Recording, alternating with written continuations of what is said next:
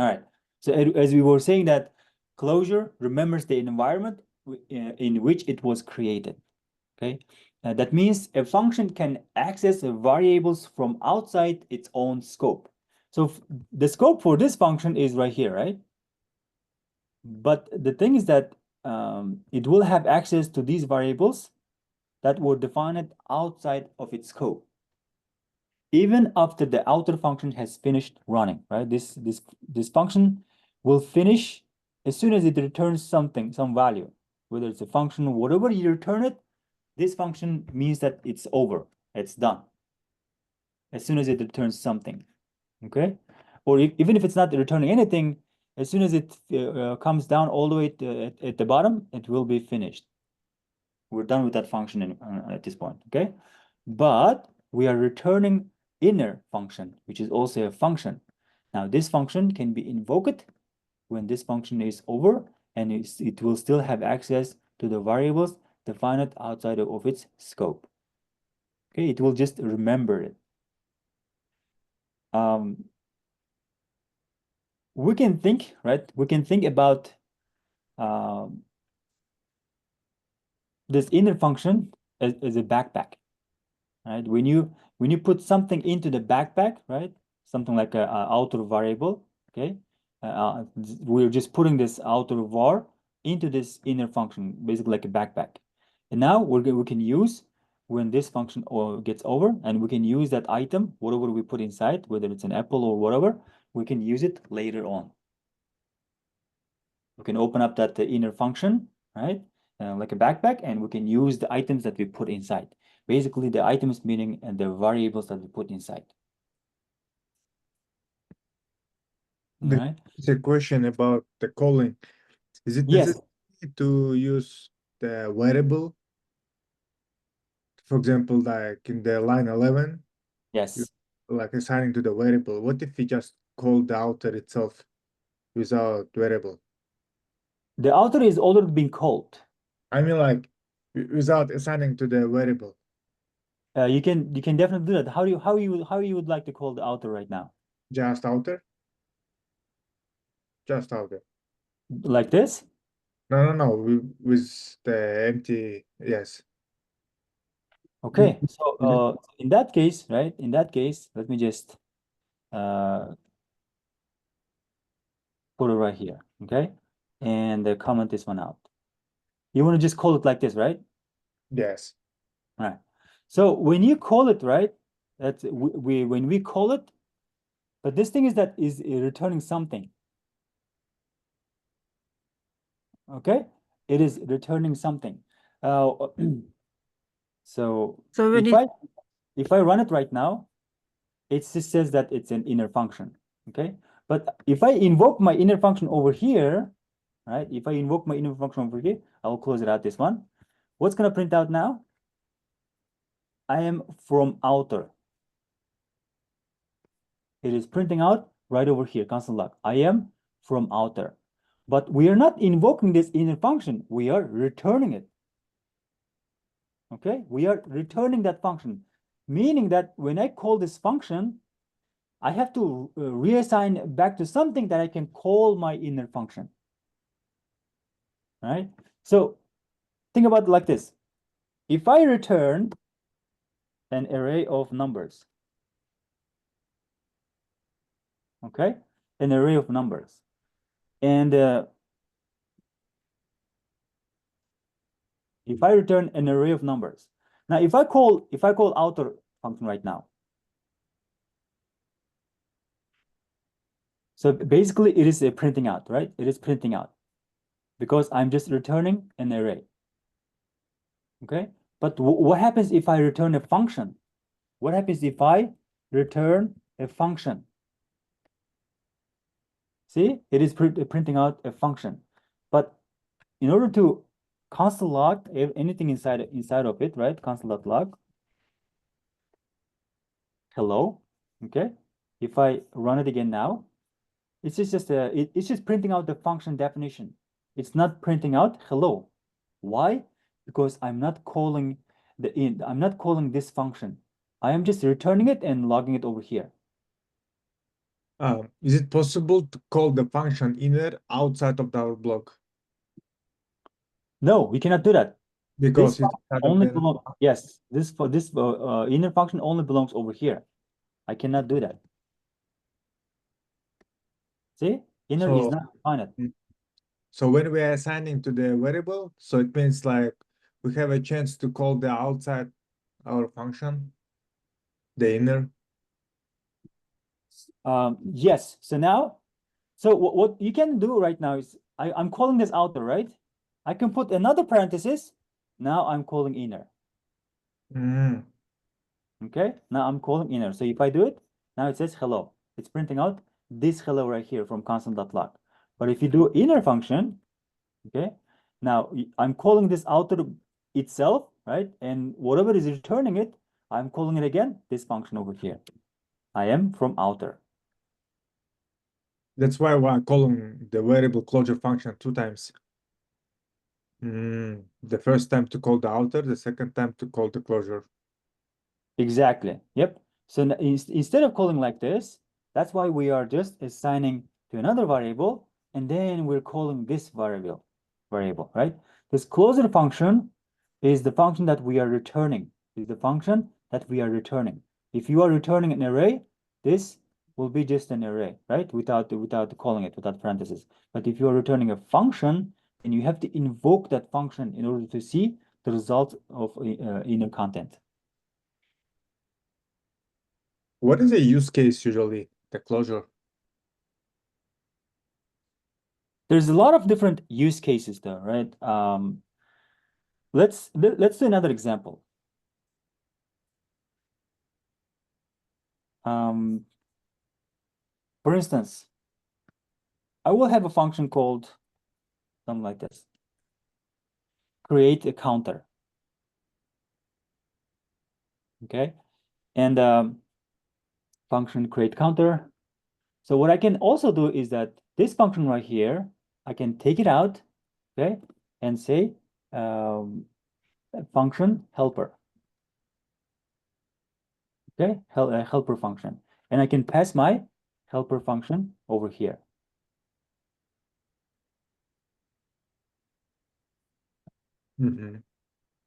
Okay, I can pass my helper function over here. Maybe that's not a good idea right now, but because we will not have access to the count right now, right? So what I can do is that let's just return the function itself first. And now when I'm returning this function, I do have access to the count. Okay, I do have access. So Then you can constant, call that function outside.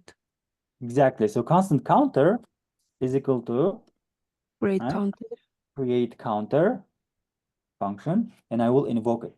When Yeah. I'm invoking it, this helper function, okay, this helper function, basically this function actually, this function will be returned when I invoke this create counter function, right? When I invoke it, as a result, I'm just assigning this function to counter. You And need to now, call it, right? To invoke it. yeah, we need to call it to invoke it. Yes. So One more now, time. if I Yes. do counter plus plus, sorry, counter just invoke it, right? Counter invoke it. When I invoke it, basically I am increasing the count, right? Because initially it was 0.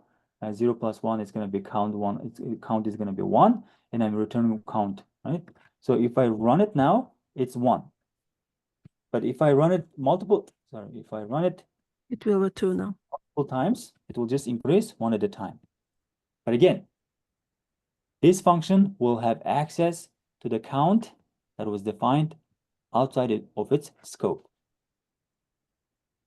So you called here only one time, right?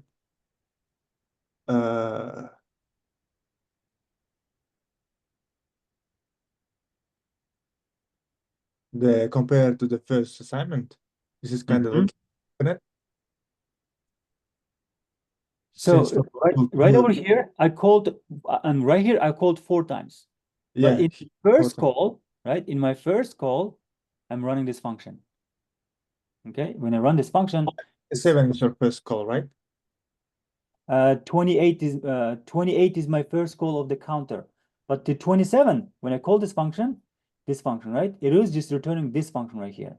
Now this Yeah. function is I being mean, like 27 is calling the create counter function, the outside function.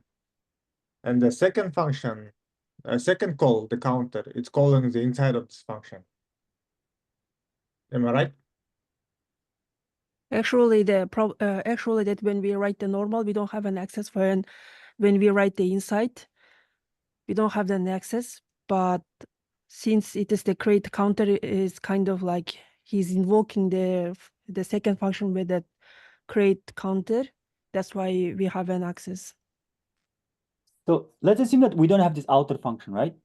In order to achieve regular thing, right? Let count is equal to 0. Okay, let count is equal to 0. And for the counter, I'm just assigning a new function. And now this function will have access to this count, right? Mm-hmm. It's going to be same. So it's printing out the same thing. In my first call, counter, I'm just calling this counter function right here. Count is going to be 1 initially, right? 0, 0 plus 1 is going to be 1. And I'm just returning this count because it's printing out 1 over here. 2, 3, 4. It's printing out 4. But again, this function is being returned from another function, and it's going to be exact same thing. So for now, we're not going to be using this one. Okay. Now we have create counter function, which we invoke, and it returns a function. That exact same function with the previous example. It is returning a function. Now that function we have to invoke it in order to increase the count. Now it's going to be exact same thing. Line 27 is calling the first function, the Yes. counter, Yes. to find the access to our second function. And then by using the console.log and the first counter, yes, till false, we have access to the inner function, and we can. Yep. And now when I call this function, it is just returning the count, and I'm just console logging that count. 1, Right. 2, 3, 4. Thank you. Absolutely. So, Azamat first function, like const counter, it's finish its execution, and rest console logs just remember its environment, right? Create counter. Okay. Like no, it's kind of like I have watched the video about this today. They explained that in the normal one in the scope, the line 21 and then 24, we don't have an access actually, because it's inside the function. So we shouldn't have an access. But since it is in create counter and he is calling outside, that's why we have an access to count.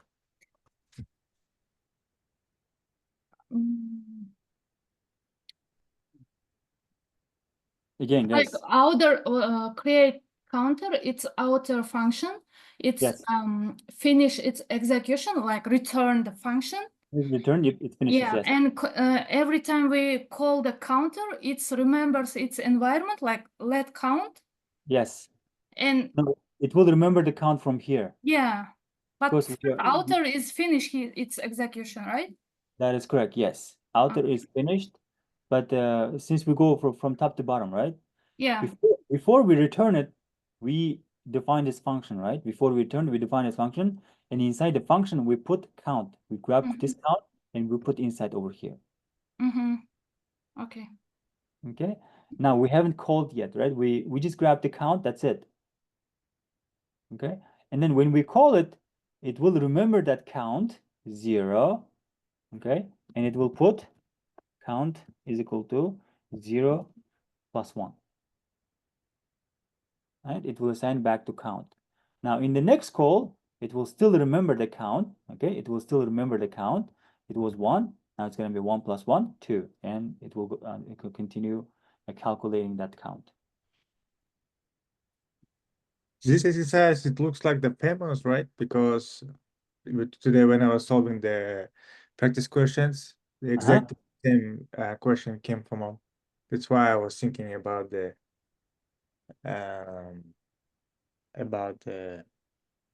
closures. Exactly the same assignment I got it today. Oh, I see what you're saying. Yeah. I Yeah. think there was one other example. Um, yeah, I think you guys asked me that question last time. You guys probably solved the issue, but I'm looking at it right now. Give me 1 second. Is it here?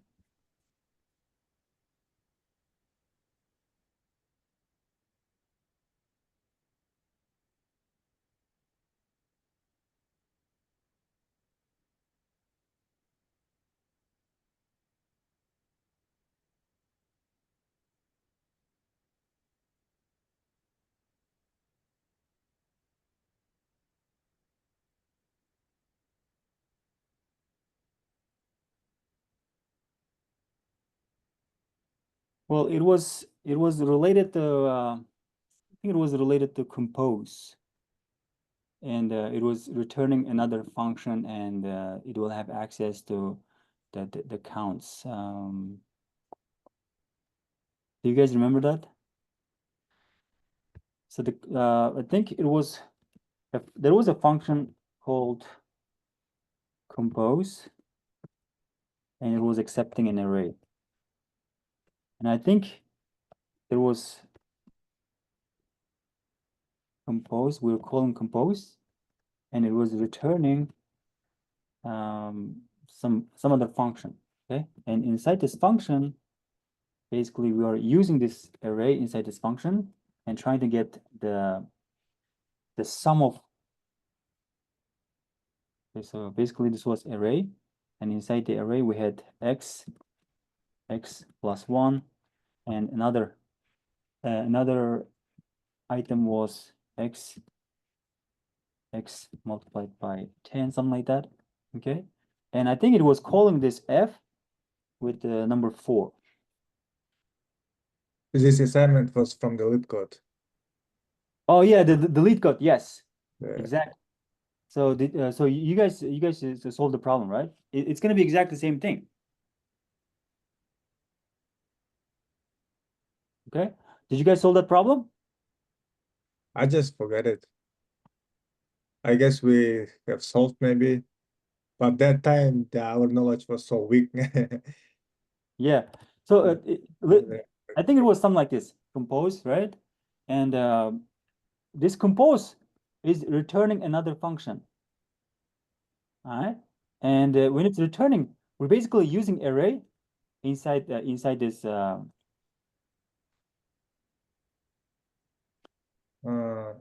Inside this callback function. Okay, so if I do a console.log array and a, okay, what is this a over here? A is array the same, no? No, It array. is This one is It's array. it. it is the 4. Well, Yes, a is number 4 right here.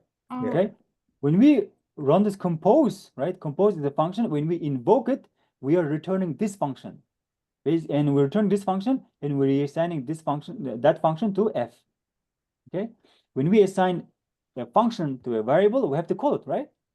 So when I call this one right here with 4, this basically I'm calling with a.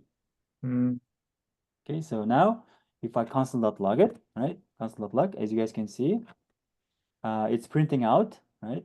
It's printing out array first, which is an array of functions, and number 4. But I think it was something like this. Basically, it is trying to grab the sum of the functions that return. For instance, basically, if I provide 4, it should return the sum as, right? The sum as, I'm putting 4 into here. 4 plus 1 is 5. It's returning 5. Plus, and I'm putting 4 over here, and 4 multiplied by 10, 40. Okay, Azamat, it has to return 45. a link for the lead code if you want Huh? to open. I sent you the link for the lead code Oh, for yeah. this assignment. Oh, yeah, exactly same thing.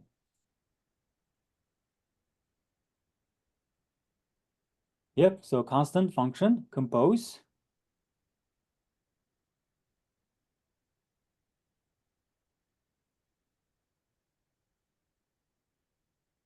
It says var, but we just created already the function with the function, right? And basically it says these functions mean array of functions, right? Let's just call it functions array. Okay, functions array. And we just printed out functions array. The question was functions, if we provide this function like this, x4 output should be 65. Starting with x4, 2 multiplied by 8. 2 multiplied by 4. So actually your A is 4. Yeah, and 2 multiplied by 2, 4. Oh, it's evaluating from right to left. Hmm.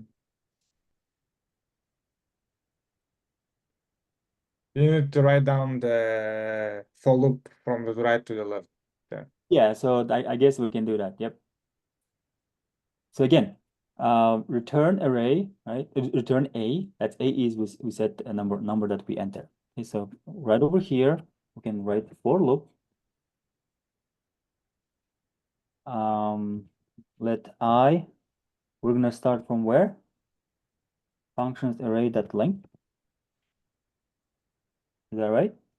And I comparing it is bigger than 0, and I minus minus. Is that right? Because we're going from right to left.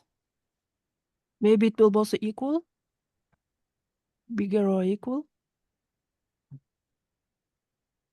Yeah, you're right. Yep, bigger than equal. Because we have to grab the 0 index, right? Yeah. But is this gonna be the length or length minus 1? -1. Cool. Because we don't have the index with the length, right? The length is +1 for the last index. Cool. So now we're starting from right to left. Again, the thing about this one is that from this output, right, we have to return sum. Okay, but for this one, let sum is equal to 0.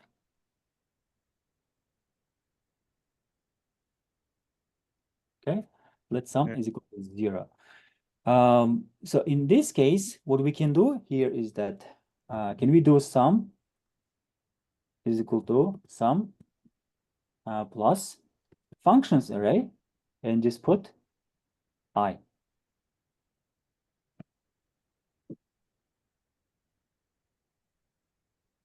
Is it gonna work? Okay, so looks like we have some issue with these guys over here. So is it gonna be Return R star X?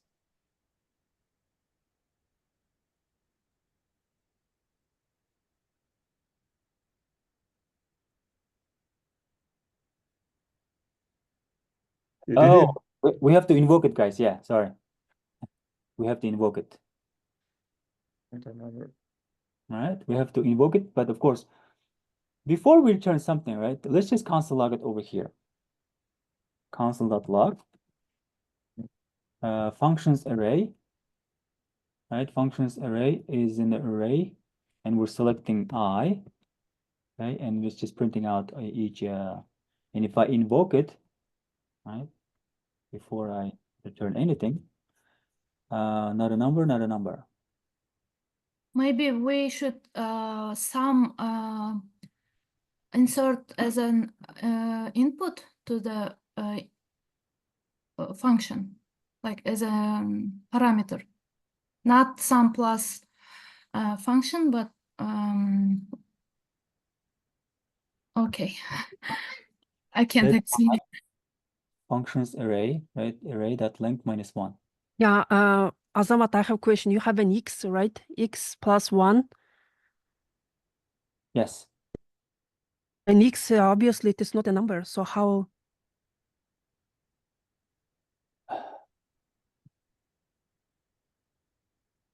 You didn't use here also the A, the Oh number yeah, four. you're right. You're right.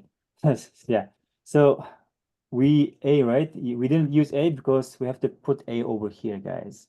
So X is just a variable, guys. Don't worry about X, right? This X, when we call Mhm. each function, right? When we call each function, we're providing A, and that A becomes X. Okay. Okay. As a result, we're getting 45. All right. As a result, we're getting 45. Let's test it out with these functions over here. So let me comment this one out. Constant f is equal to compose and put this.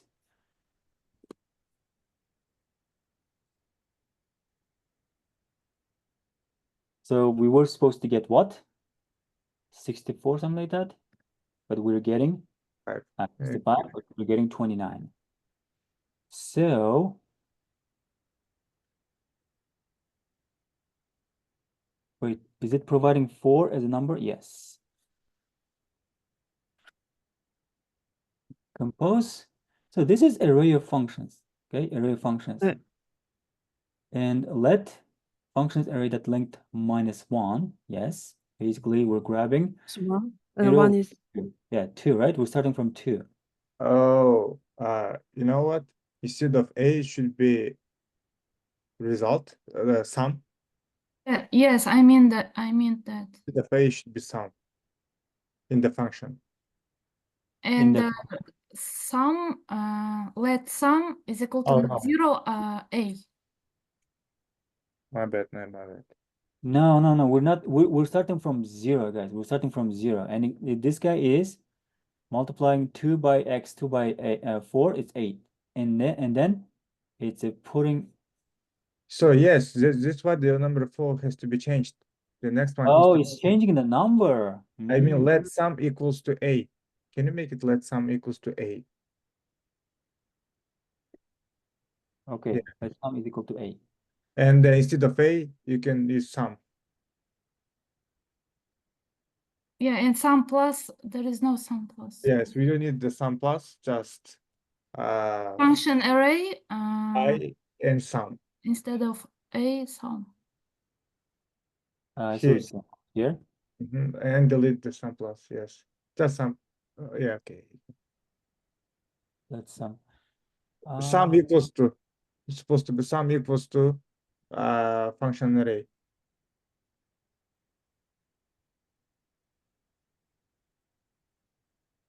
okay, sum equals to be function array. I see what you're saying. Okay. So in this case, 65, yep. It's working now. So functions area I sum. Is it gonna work if I put it right here?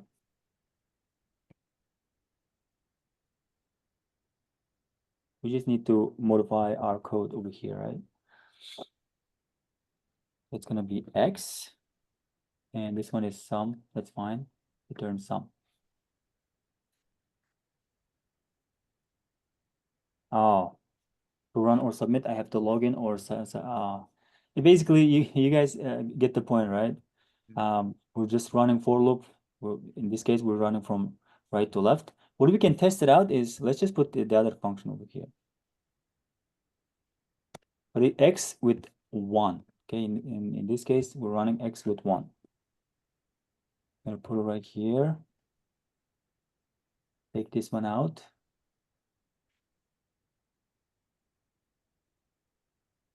The first time when you showed the assignment, I didn't understand. 1000, yep. It's returning 1000 over here.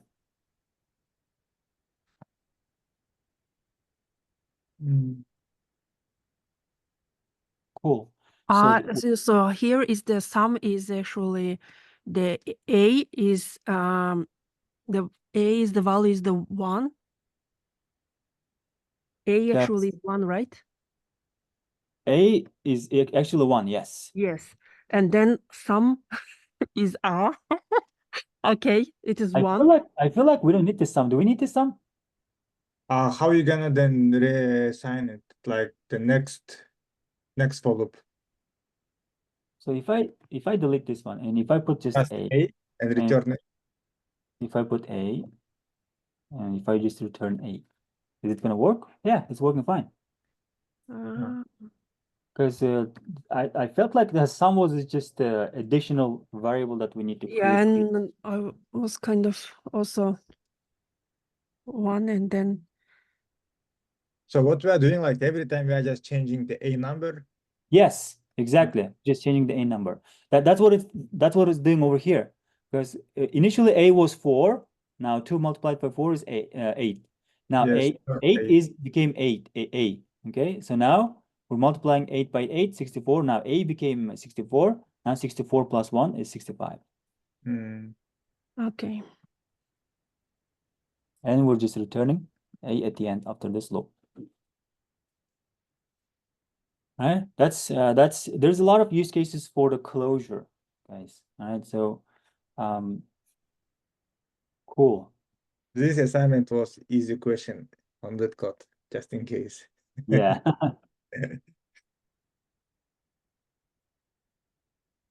Cool. So let's close it out. Let's talk about classes in JavaScript. Now I know that you guys went over with Azelia the classes. Okay. One of the examples was constructor class. Right? Products and the class shop. You're providing the products over here and doing some manipulation over there.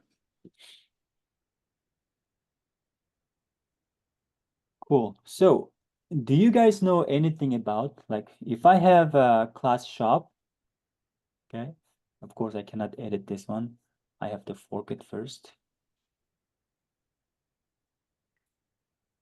Crazy. Wow, it's, I don't know, they made it paid, like, anyway, that's fine. I will just put it right over here. Okay. I do have, for instance, class dog.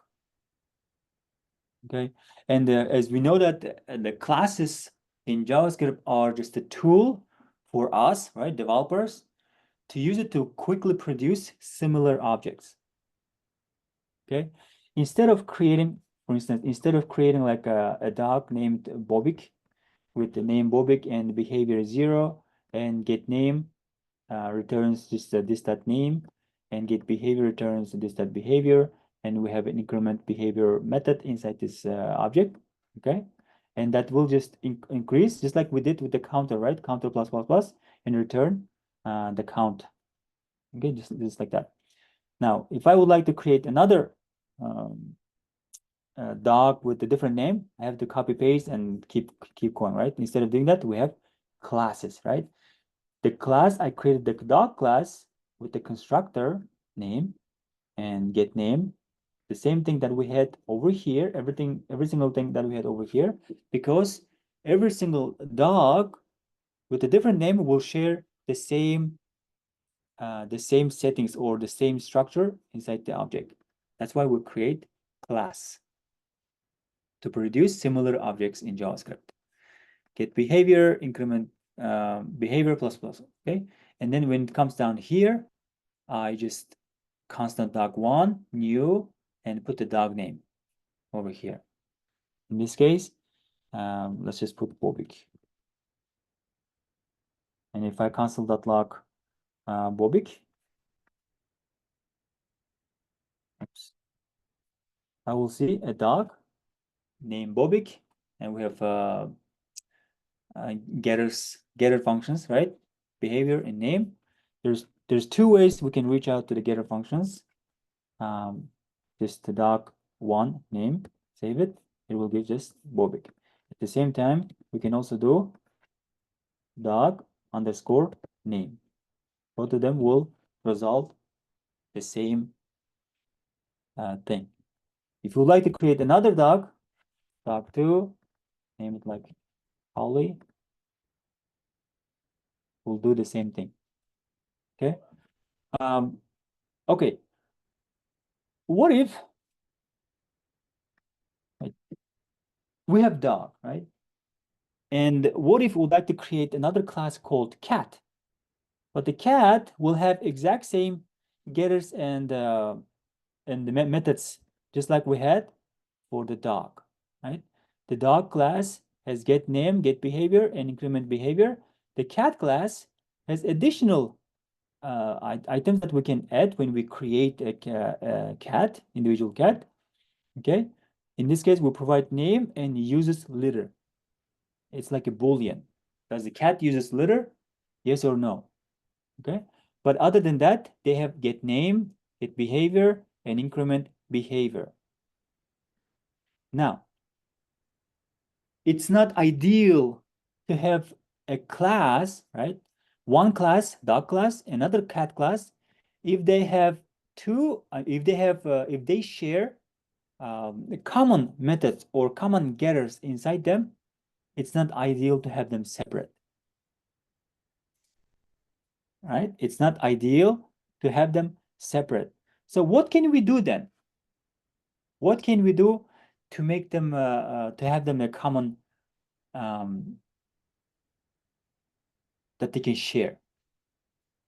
We can create a parent class, right? Yes. What can be the parent class of this dog and cat? What kind of category they belong to? Are they humans? Are they Yeah. aliens? What are they? Animal. Animal, exactly. They belong to animal, right? So what we can do is that we can create a class called animal, and all right, the class called animal. Oh, I did close out. Okay, we can create a class called animal and put the common getters and methods that they share together, this dog class and cat class. All right, for the animal class, I put the constructor, they share name, okay? Both of them will get name. This cat class gets name and dog class gets name. So we put animal class name and this dot name and this dot behavior.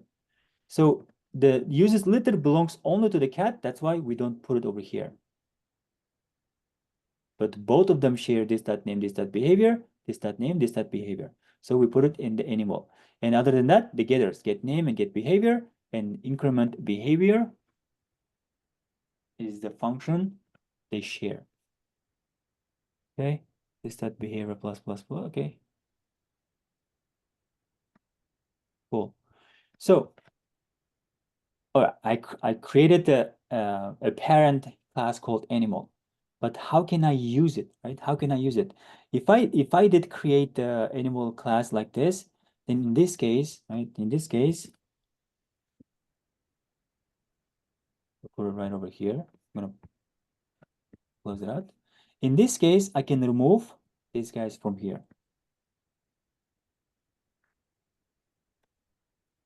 Okay, it will be very short like that. At the same time, I can remove these guys from here. All right. But again, if I remove it, right? If I remove it, this cat class will not have access to these guys over here. In order to make the cat class have access to the parent class, we have to put class cat extends animal. Okay, cat class extends animal. This one put in a really weird spot. I'm gonna put it right on top.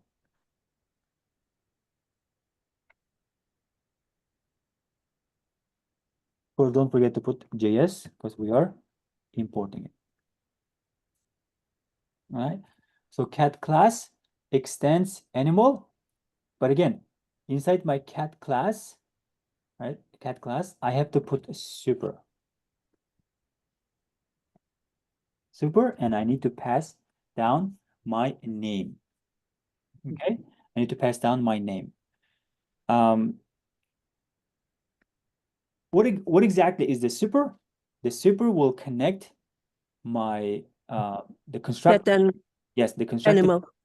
Yep, the constructor name. I'm grabbing it.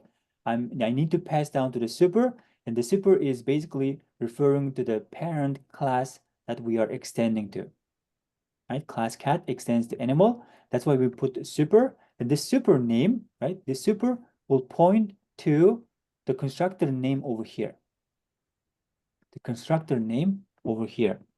Okay, you have to put the super. Otherwise, if you don't put it, this constructor for the animal class parent class, right? Animal will not get the name. So because of that, we have to put the super name to pass the name that we are getting when we are creating each cat instance. And this name will be passed down to class animal. But again, we are extending animal. Even though we don't have get name and get behavior, we still have access to those getters and the method inside animal class, the parent class, for our each cat. Okay, so let's do the same thing for this dog. Comment this one out. Now I can just remove everything from here, including these guys. Okay, so inside my constructor name, I just need to put the super and put name, and I have to put extends animal. Okay, I have to put .js at the end.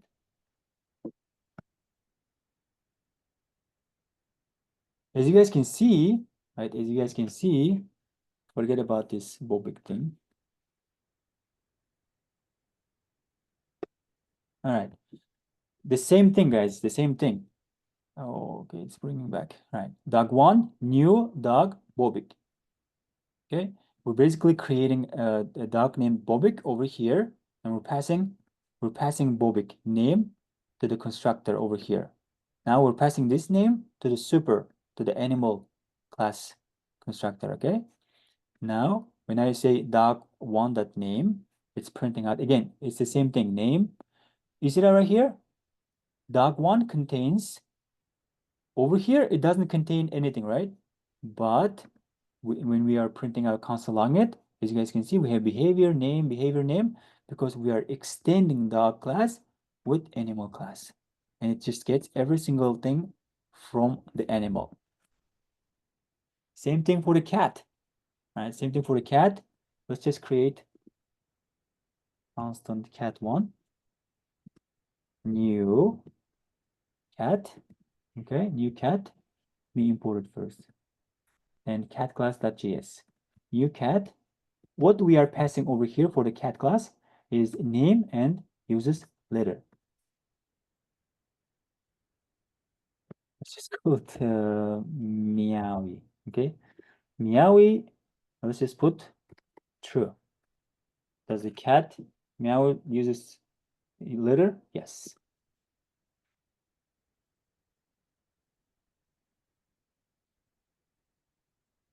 Cat1. Save it. As you guys can see, behavior 0, name meow, uses letter true, behavior name uses letter. The cat class as uses letter. Return this that uses letter. Cat1 that uses letter. Okay, save it. Yes, it's true.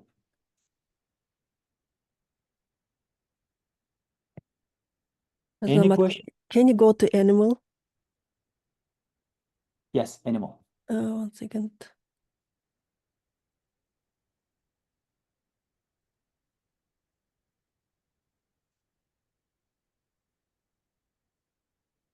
Can you go to cat?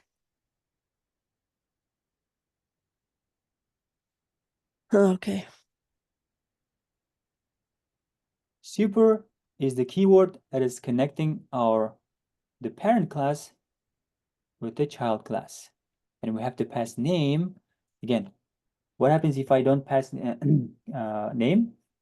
You see that? The reference error must call super constructor in derived class before accessing this or returning from derived constructor.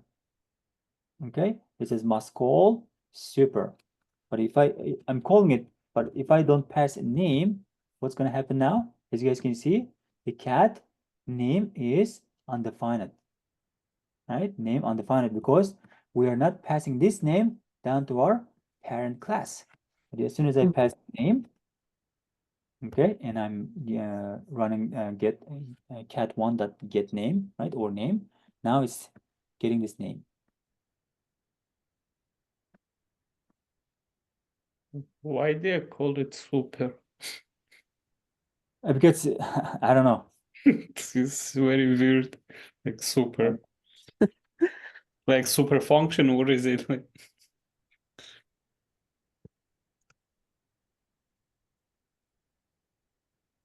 Can you go to dog?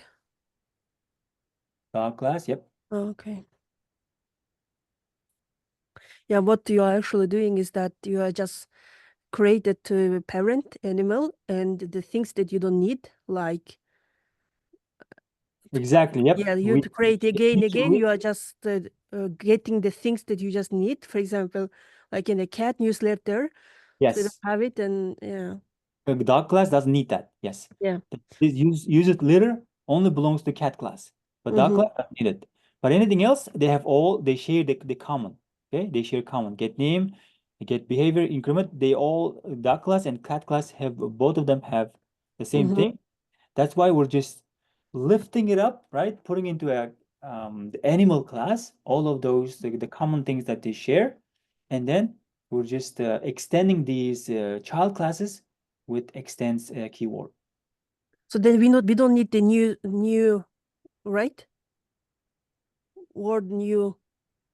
We do need, yeah, when we create Okay, new okay, dog from the or new yes. cat, we just everything is regular. Okay, Yeah, nothing is, okay. but we Gotcha. just created a common class, which is a parent animal class that refers to both of these categories, dog or cat. If they shares the same interest, yes, and then Exactly, yeah, if they don't, then you are just extending. Okay. exactly. Yep. Azamat Yes. in a cat constructor? If you just comment out the super name and put the this name equals the name, is still gonna work or no? It will definitely work, but you will not be able to utilize these guys over here because this name will not have it because we're not passing anything. You're saying that this that name is equal to a name, right? Yeah. So yeah, you will be able to use this that name inside this class only, but since Mhm. we're not passing anything, right? We're not passing anything, and now get will not utilize this get name. So it says that must call super because of the fact, guys, because of the fact that we are using extends keyword, okay? Extends is the keyword, right? It will make the methods of the animal class, it will make all of the methods of the animal class available inside cat class or dog class. Okay, if you are using extends, you definitely need to use super because it's just giving an error. Must call super constructor in derived class before accessing this. Mm. But if you are not using extends, right, it's just a regular class, just like this, Mhm. then of course you don't have to use super. But if you are using extends, then it means that somehow we would like to pass some sort of variables down to our animal class constructor. Got it. The super keyword, it will call the constructor of the parent class. Okay, the super keyword, because just like that, it's a function, right? Super is a function. We're just calling this function, right? When we call this function, basically it's connected to this one. The super keyword, the super function, will call the constructor of the parent class. Basically, it will call this constructor, and it will pass this name. Okay, it will pass this name. So the super keyword, just remember this one, it will call the constructor of the parent class, in this case, super name, passes, right? Super name passes the name argument of the cat class to the constructor of the animal class. And also when animal class runs, right? When animal constructor runs, it sets this stat name with the name that we are getting from cat class from here. Azamat, the question about the animal, can you please go to the animal class? Yes. Do we need for our constructor to put two parameters, the behavior as well? This guy right here? The number 2, line number 2, do we need to put the name and comma of the behavior? No, because we're not receiving behavior as a dynamically. We're just setting it in initial value, like a count, right? Like a count, underscore count. Okay? We're just manually setting as a 0. Okay, because what we are doing with the behavior over here, increment behavior +1. We're just increasing it. But if you would like to start, yeah, you can definitely do that. Why not? If you would like I mean, to like, how you gonna get the access to the behavior from the cat or dog? Right here, get behavior. Yes, but Line in 15. the cat in the cat class. Both of them use, since we are extending it, right? Both a dog and cat class, they don't have behavior over here, but what they have is extending animal. The animal class has behavior. So both of these dog and cat classes have access to these getters. I mean, for the super you put name. Yes. Yes, but you don't put the behavior. Because we don't need it. We're setting the behavior as a constant value, initial value. Again, we can definitely put behavior over here. Okay. I mean, like, the question is, for example, if you have name and let's say age, the age are same, do you need to put the here age? Yes. Oh, that was my question. Yep. For example, we have this age equals to age, and then it's inside of our constructor argument, it's supposed to be age. Yes. Not only name. Okay.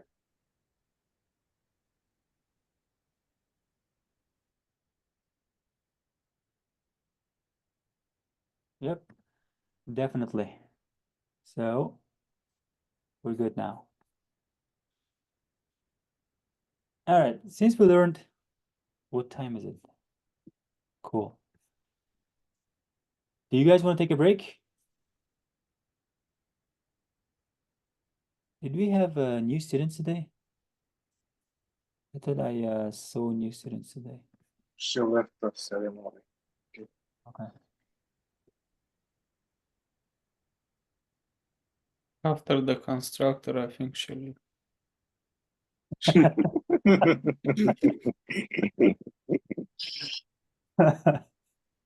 I guess we can continue without break. Yeah, let us continue without break, if it's that okay. Yeah, good. Cool. Let's continue like oh, you know what? Let's take, how about we'll take a break, guys? Let's take 10 minutes break and then we'll continue until the end of the class.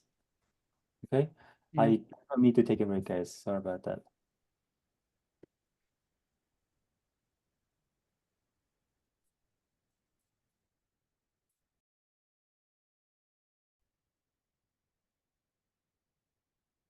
All right, guys, let's talk about React.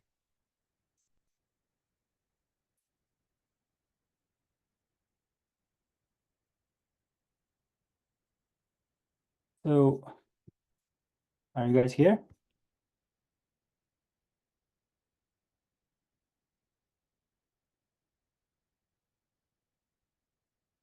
Cool.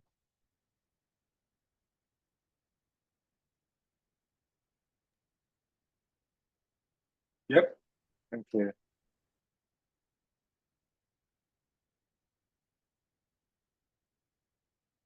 Cool. So let's talk about React. All right. What is React? React is a JavaScript library used for building user interfaces, specifically for single-page applications. It helps in creating interactive, fast, and scalable web applications by managing the view layer of an application. React was created by Facebook, and it is now open source. You can definitely make some contributions to the source code and make some changes. That's why it's open source. Okay, as it says, guys, most of the time you guys will hear this question: what is the difference between library and framework? Who can tell me?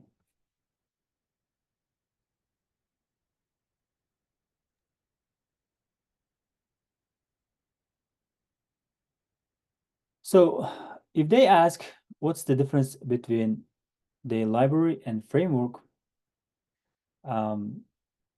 there's a lot of differences. Okay, the differences between framework and library. We can think about, before we go over these differences, let's think about the library as a small company. That's the library. Okay, it's a very small company. And if this company needs some sort of services, right? Plumbing services to deal with some sort of a leakage in the company, in the building, they need to call the plumbing services, or financial services to deal with the tax returns, right? Or cleaning services to make the cleaning. Now, this is most of the time, this library relies on outer services to accomplish something in the business. They rely on outer services, outside services. Okay.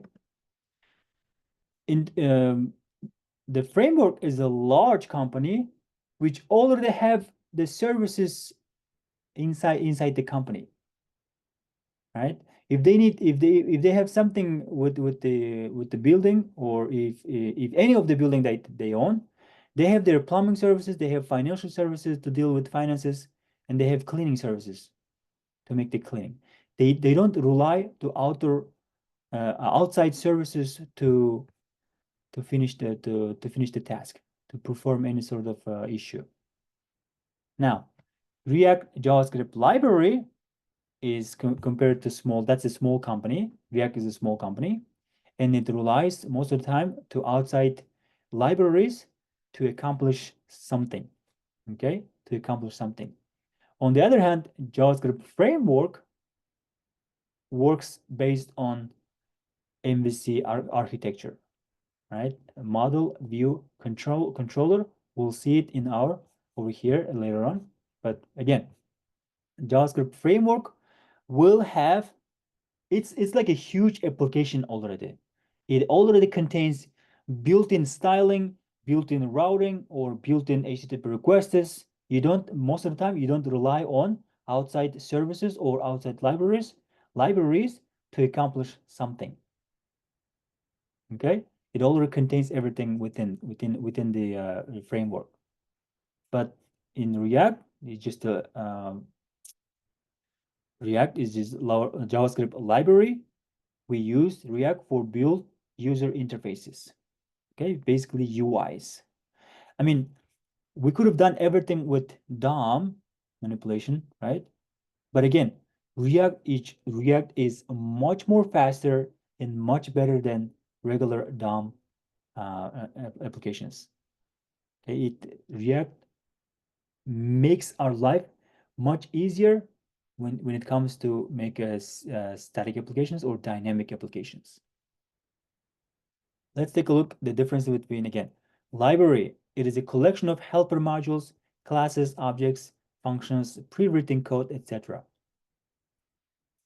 It comprises of a lot of APIs, compilers, support programs, libraries, etc. See, framework already contains a lot of APIs or libraries within it. It contains libraries already. But what is exactly library? What's the library, guys? What's library? Before we talk about the JavaScript library, what's the library? I think library is that React has their own library, I think.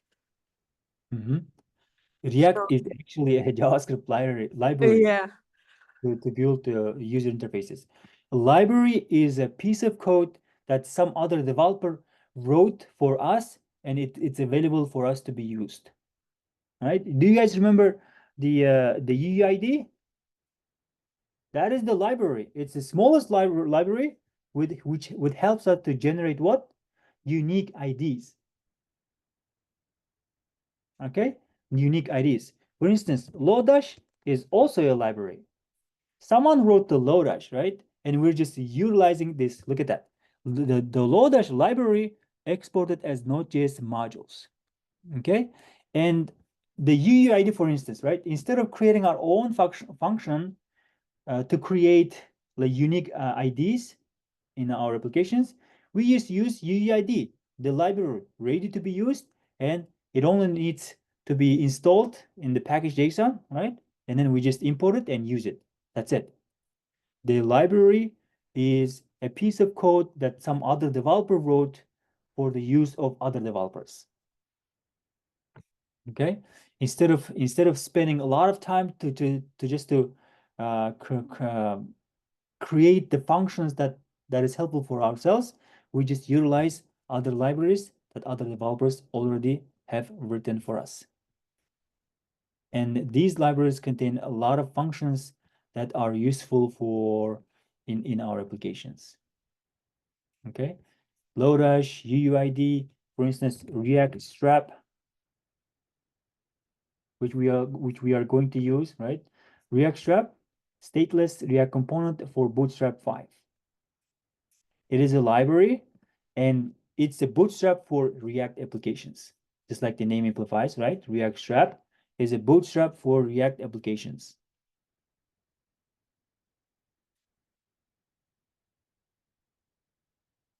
Okay, Axios is also a small library for HTTP requests.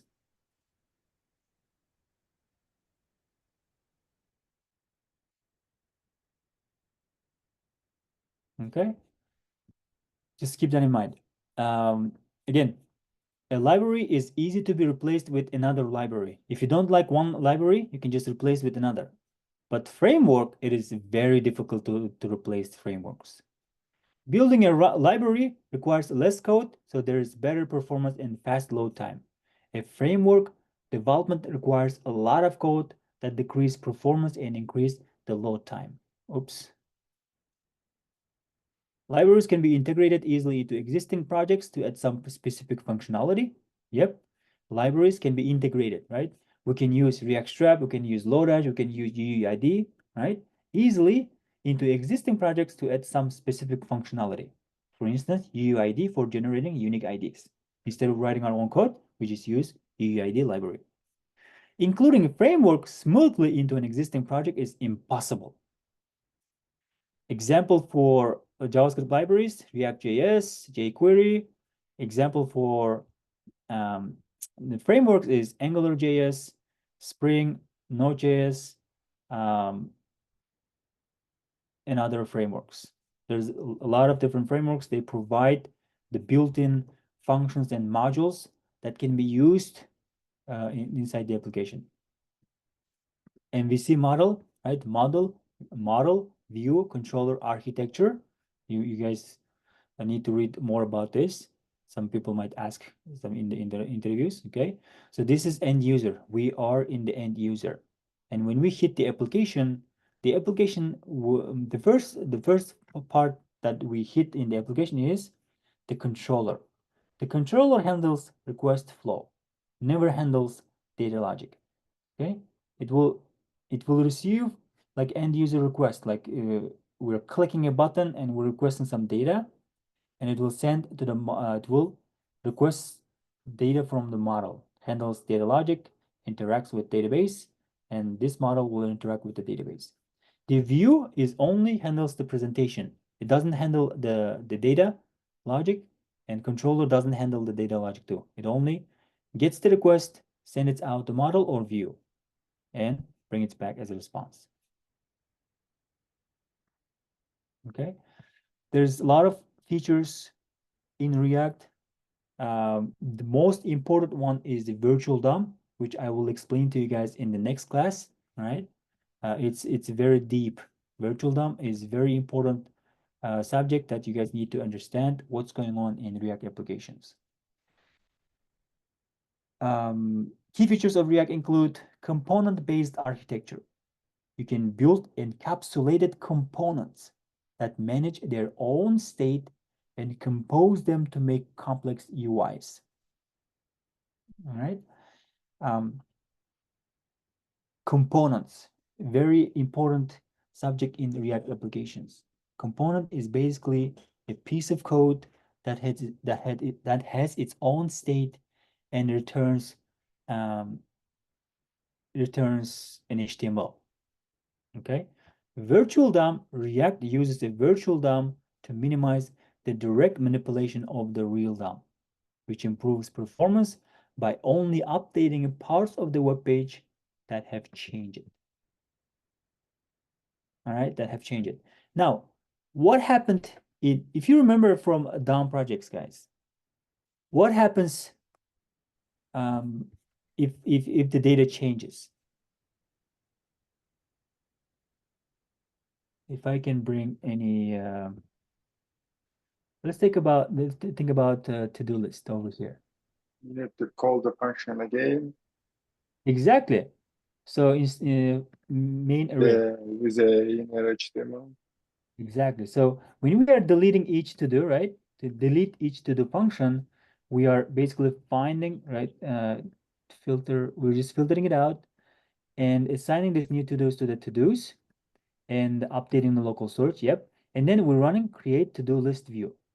This create to-do list view, right over here. Where is it?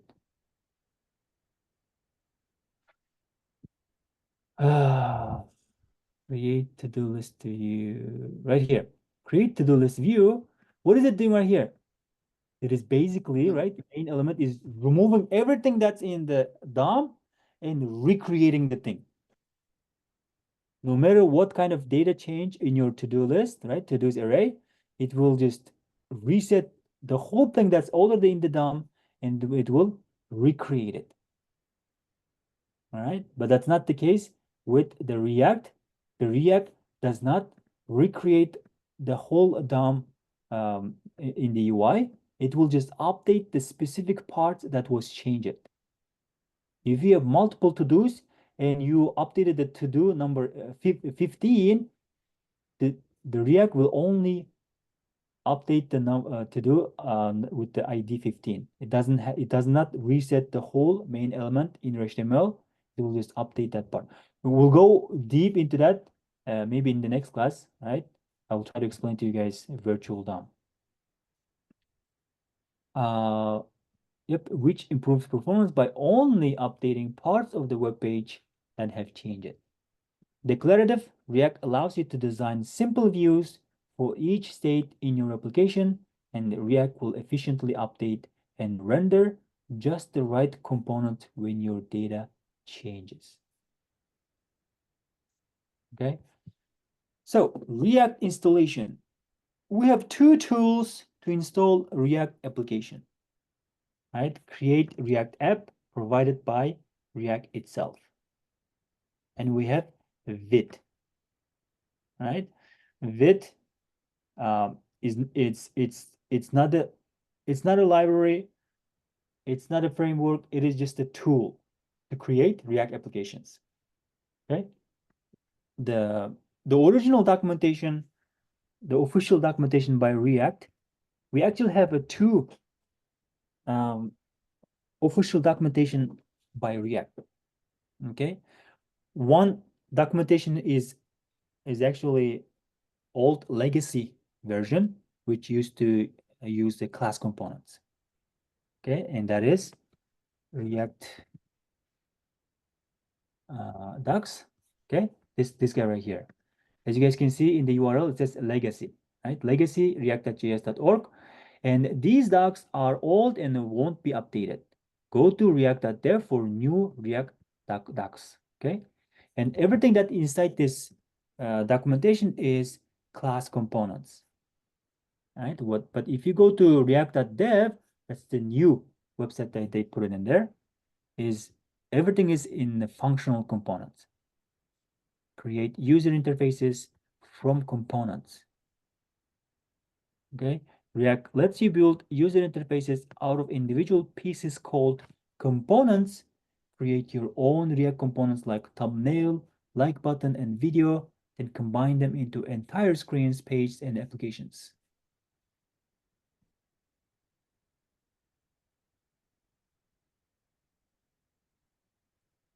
Okay, but yeah, again, we have to start from legacy code so that you guys can understand how can we implement class components first. Okay, they were like this site is no longer updated. Go to react.dev. That's basically referring to functional components. Everything inside here is functional components. Okay.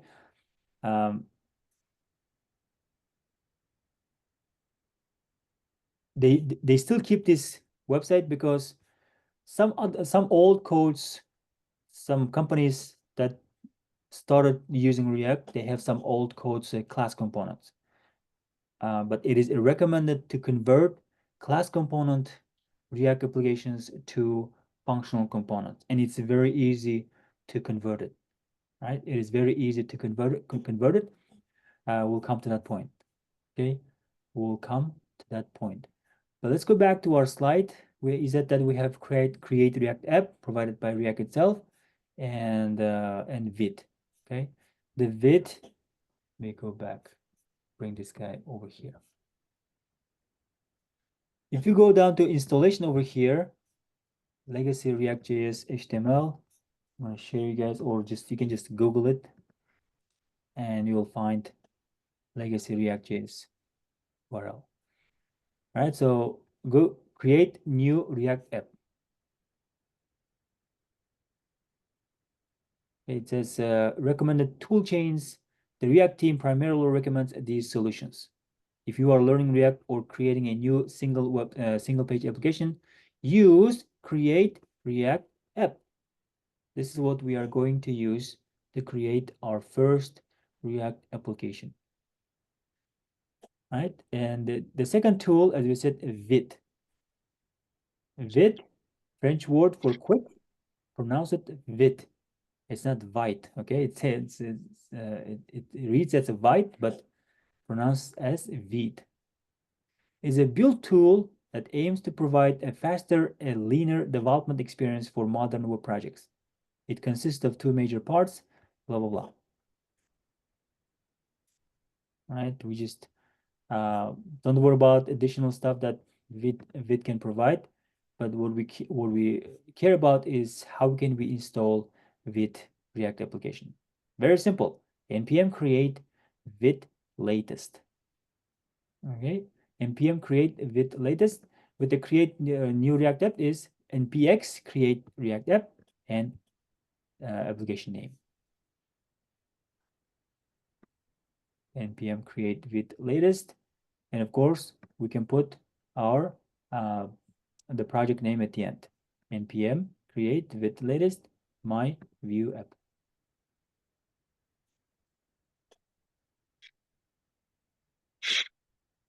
Right.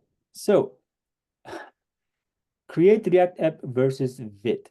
It definitely makes it in terms of functionality, there's no difference to create React applications using create React app or Vite.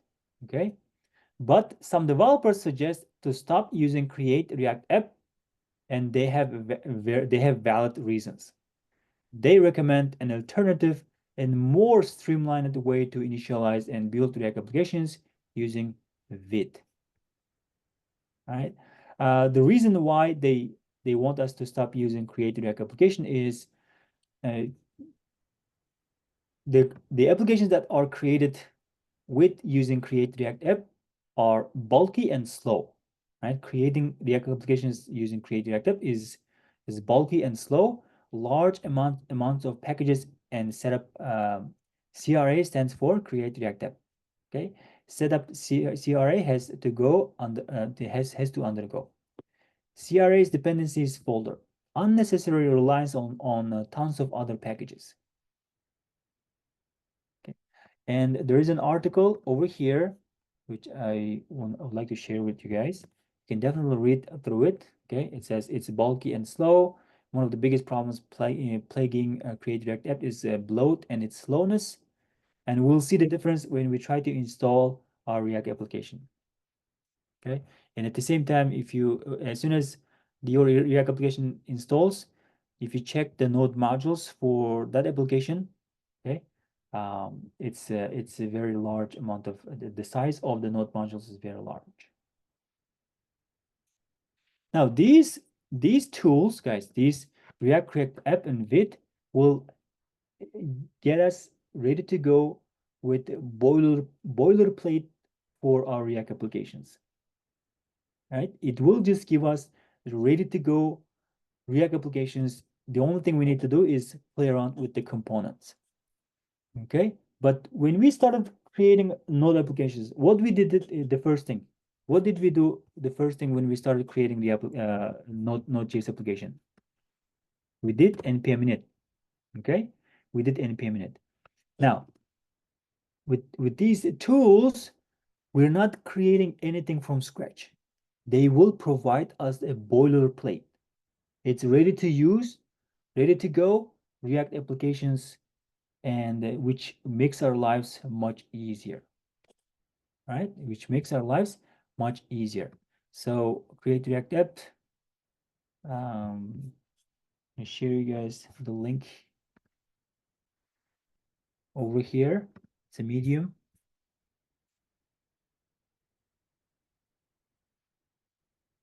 Just read about it. Again, it's just outdated and insecure. If you use Create React app, you will see a lot of deprecated packages displayed in the console, and it relies on multiple packages that contains high and critical severity vulnerabilities. Okay, it's important to consider these effects when we create React applications. Using Create React app will cause these issues in the console. At the same time, cool.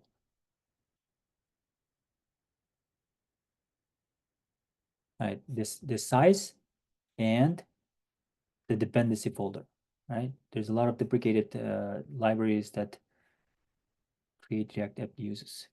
But anyway, as we said, class components or functional components. In React, we can create components using class components or functional components. Both approaches can achieve the same result, but they have differences in syntax, performance, and features. We'll circle back to these two slides when we first install our React application. Cool. Let's go back and create a new, I want to open up a new folder. And so let's go back to desktop, say tech. Let's just start from desktop over here. Okay.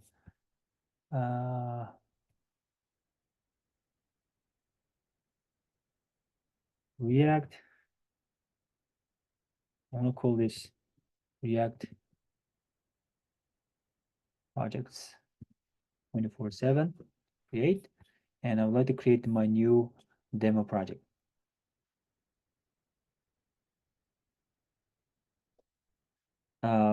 Yeah, I will just open this React projects. Okay, I'm inside the React projects, but again, open up the console terminal. If you guys follow, you can definitely follow. Let's come back to create new React app using npx create React app. Copy this code, and after that, after we run it, after it finishes up, we need to go into that my app and run npm start command. Okay, npx create app, my first app, and run it. Cool. Creating a new React app in this folder. Yeah. Installing packages. This might take a couple of minutes, as they are warning us, guys, right? They say that it might take a couple of minutes. Basically, this Create React app is installing the three main packages: React, React DOM, and React scripts.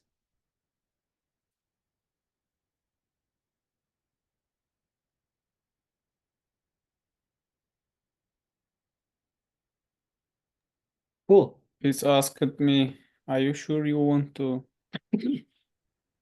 download stuff? Is it okay?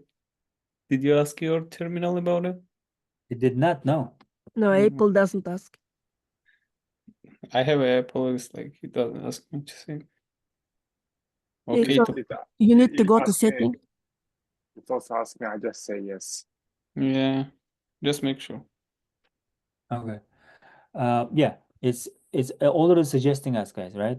I don't have to go back to this one right here. It's already says that CD, my first app, and npm start. Now it installed, it finished installed right here. Okay, let's just go back to file, and again, if you have, right, if you already have a file name, empty file name, something like my second app, okay, it's empty, right? It's empty.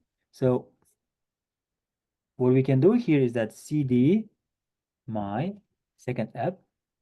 We can run the same command, npx create react app. Okay, in this case, instead of putting the application name, I can put dot. This dot refers to what? The current folder. Okay, this dot refers to current folder, and it will install React application into this my second app. You can definitely do that. Do the same. If you like to, yeah, if you like to test it out, yeah, that's fine.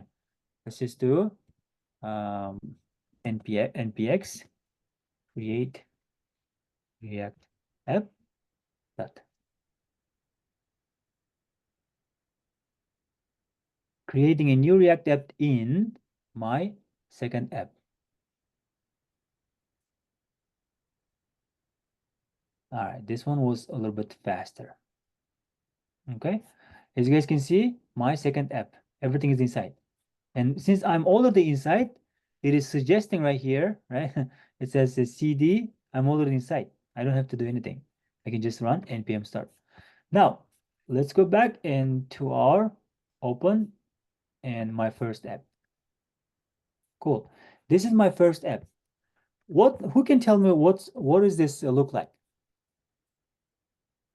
Like Node.js. Just Exactly. It's an npm project, right? Node, it looks like a node project. So package JSON. Look at that. We have dependencies, right? Dependencies. Usually we install the dependencies with the command what? What is the command to install dependencies? npm Run. npm install. npm. npm install is the command to install dependencies. What is the command to install dev dependencies? npm install dev save. Exactly. Yep. npm I, it's either capital D or dash dash save dev, and then package name, for instance, UUID. Okay, that's how you install. But if you just install npm I UUID, it will put inside dependencies. Cool. Yeah, as you guys can see, this is the boilerplate, right? This is the boilerplate for our React application. The only thing left to run inside this my first app, as they suggested, was what? npm start. Okay, why we don't use npm install now? Because it's already installed, guys, right? And no, if you see node modules, it means that you already ran npm I to install all the packages, right? All the packages inside your dependencies and inside your dev dependencies. Okay, npm I already ran, and node modules is right over here. Now, if I check the size of the node modules, 350 megabyte. 350 megabyte. This create React app, this command is also adding additional stuff that we don't need initially, right? For our simple projects, for our development projects, we don't need testing. But again, there will be a class. I think Mario will teach you guys how to implement testing in our applications. Okay, he will teach you guys. But as we said that, and create React app is installing additional packages that we don't need it initially. Okay, we don't need it initially. What about this guy right here? Git ignore. What's the use case for git ignore? When you push Ignoring it to the the files. Ignoring node modules.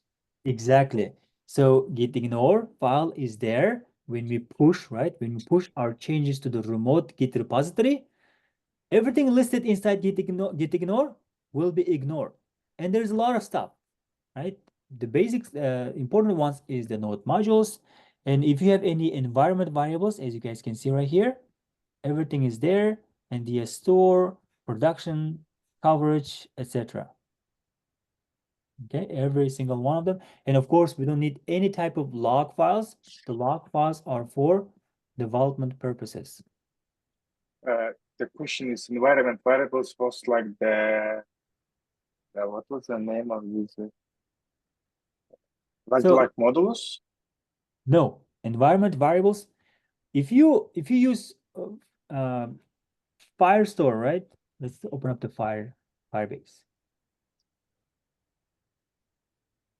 Okay, I would like to go one of my F9 dojo. Yeah, this project, for instance, right?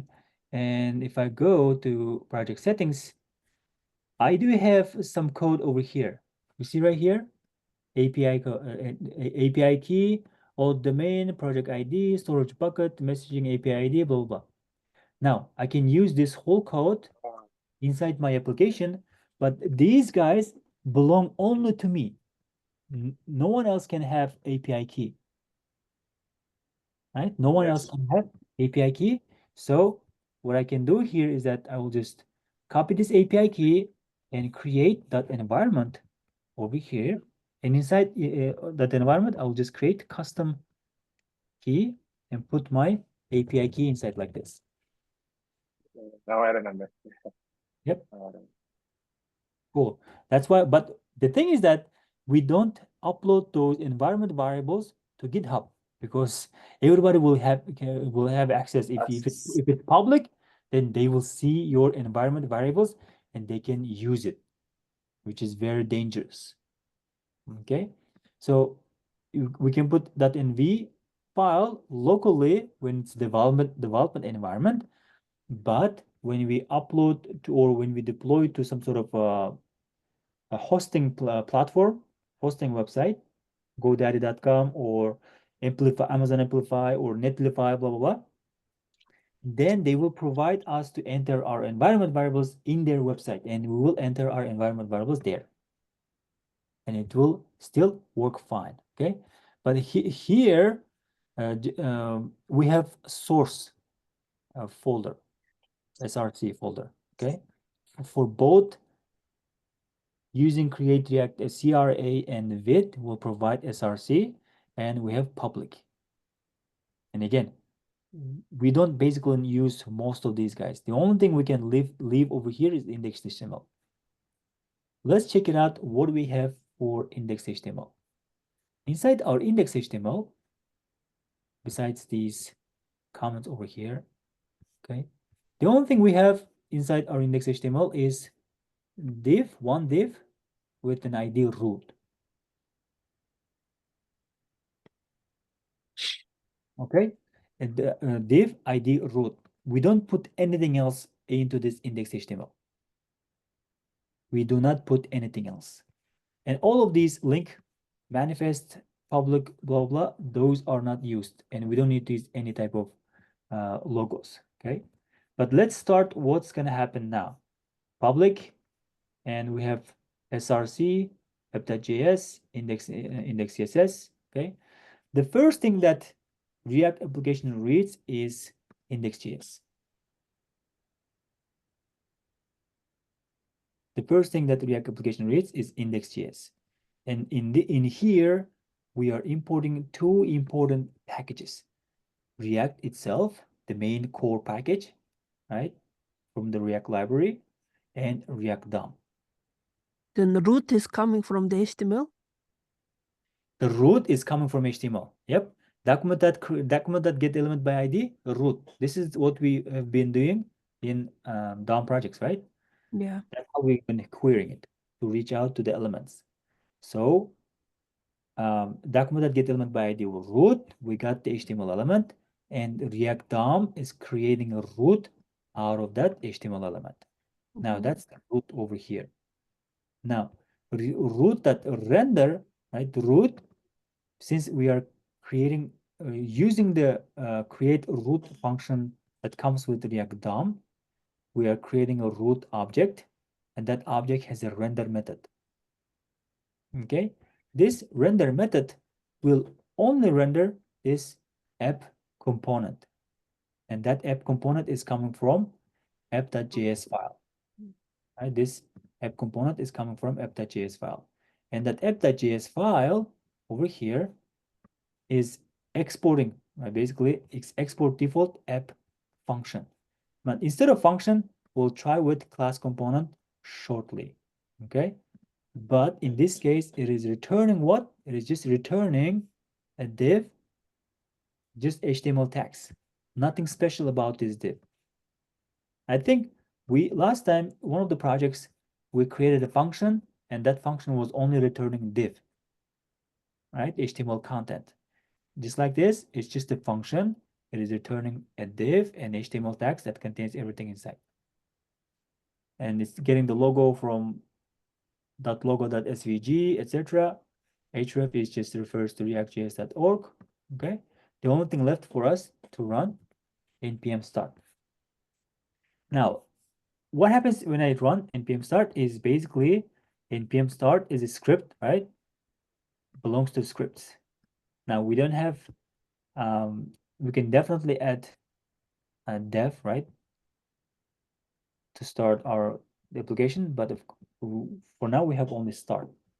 npm run start or npm start, and it will run React scripts that start command. npm start. Cool. Starting the development of terminal. It says compiled successfully. You can now view my first app in the browser. Here we go. So everything that we have over here, everything that we have in the UI is coming from in app.js. Okay. Learn Can React. delete. Okay. And the app.css is over here. We connected the CSS file. Okay. This is the boilerplate that create React app command provides to us. What we can do here is that remove everything inside app.css so that we can make it our custom. Okay. Instead of header right here, we can just put hello world, right? Hello world is printing out over here. And testing, we don't need testing. Delete this testing file. We definitely need index.html, index.js, index.css. We just don't need these stylings over here. Logo, we don't need logo for that. Report, we don't need that. Setup tests, we don't need that. Okay, it's complaining because we removed some items, right? Favicon, we don't need that. We don't need logo manifest JSON robots.txt. We don't need these. What we need is environment. We don't need that, all right? What we need is index.html. Now, because of the fact that we deleted a lot of stuff, it's complaining it cannot find it. So we just can delete all of these links. Can you show one more time what put it? Right over here, we only have app.css. I mean, we can definitely delete index.css too, because we're not using it. Okay. What is inside of app.js was you delete everything and Yes, I just left div class name and put hello world in the middle. Okay. Since logo, we're not using it, we can just delete this line.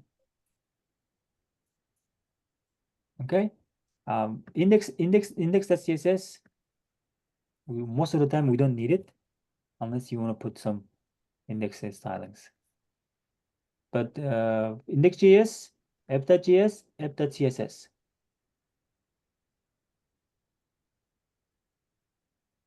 Okay, so if I come to index.js, I deleted this index.css, I have to remove this one. Also report vitals, we don't need that, and we don't need these guys. And as you guys can see, hello world is still printing out. In the package.json, we don't need these testing packages. You guys can definitely delete it. You can definitely uninstall this web vitals. We don't need it for now, but we can just keep them as it is.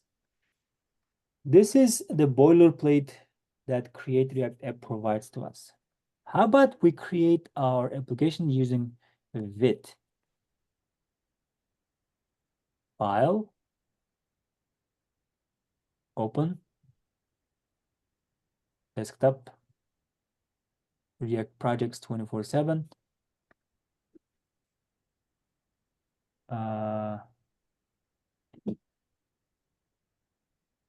My first Vite app. And you know what? I will just again do the first way, right? I will open this one first. Okay, close it out. Terminal is open over here. So let's go back to Vite. As we said that npm create Vite at latest and put the application name. Come back, npm create Vite at latest and put the application name. My first Vite app. Instead of first, let me just put a number at the end. My Vite app 1. Run it. It's asking vanilla view React. Of course, it's going to be a React application. Oh, that's cool. Yep. And then we can select, we can either use TypeScript plus SWC, or just stick with JavaScript itself. That's it. As you guys can see, it was really fast. Which one I have to select? You said the vanilla JS? Yes. No. If you do this one right here, right, it's gonna ask first select React and then JavaScript. Yeah, I'm doing JavaScript. Okay. Okay, Yeah. I just So So the Vite contains all these frameworks and libraries when you install it? no. Vite is not a framework, is not a library. It is just a No. tool to help us to build React applications. Like when you ask you first time, it's like I mean, I understand it's not like framework. I mean, it contains all these frameworks in the. Oh no, it's a tool. It can also help you us create the vanilla, just the vanilla JS projects, Vue.js projects, or React or Preact. All of these are JavaScript related libraries, right? And Vite is a tool to help us create all of these libraries. That's what I'm saying. Yes. Cool. So open it.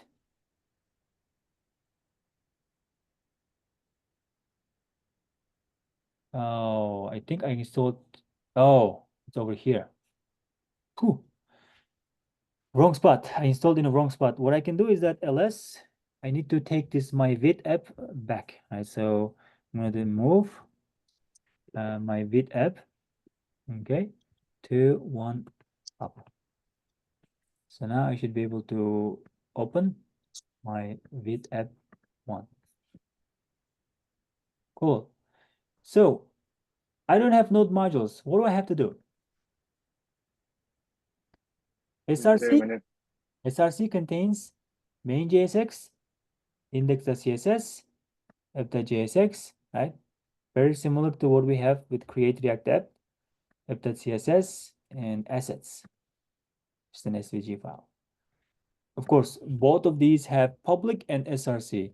Inside our public for the vid that provides, we only have SVG file. We don't have index.html in the public. Index.html is outside in the global scope over here in the root directory. And again, index.html contains only one HTML tag, which is a div with an ID root. Okay, and then this script has type module with src main.jsx. Oh, now I got it. By many devs, like I like the width more. Is like it says you don't have many unnecessary stuff. Like when you. Yes, exactly. It doesn't have unnecessary stuff. Okay, in package.json, the only thing it needs is React and React DOM, and dev dependencies is for development environment. Okay. What is the Cool. difference between JSX and JS?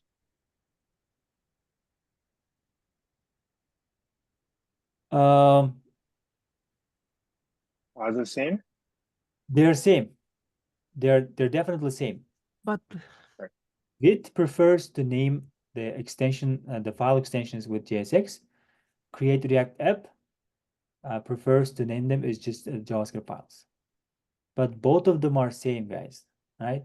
Both of them are same. When you use Code Sandbox, sometimes they tend to provide like a auto closing tags for JSX files. For JS files, you have to type them all.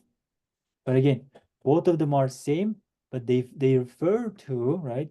We'll learn more about JSX in when we start doing our projects, okay?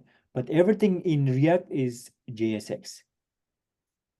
It doesn't matter what type of file extension you have. JSX is very important concept in React, and we will see them when we actually try to update something in our application, right? So since I don't have node modules, what do I do now? When it comes to vid, the vid says npm install first.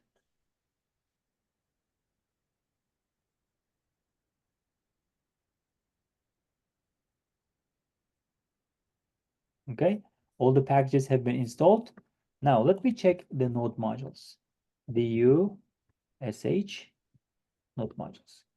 72 megabytes compared to 350 megabytes that was created by Create React App. This one contains 72 megabytes.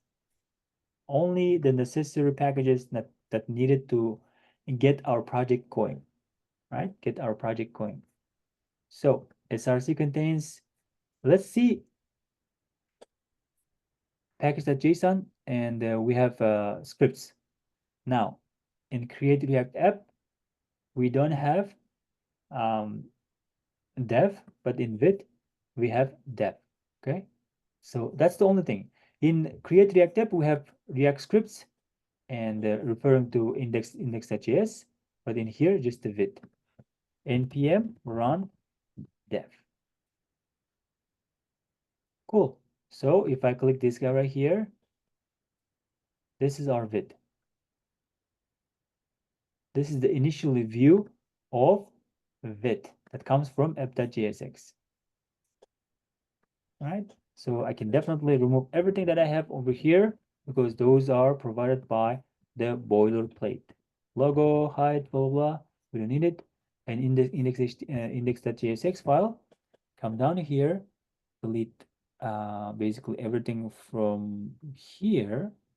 Oops. Sorry, what did you delete before? Just XSS?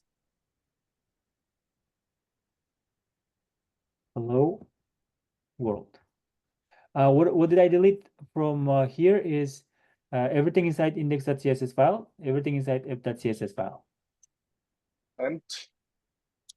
And I came down to app.jsx, okay?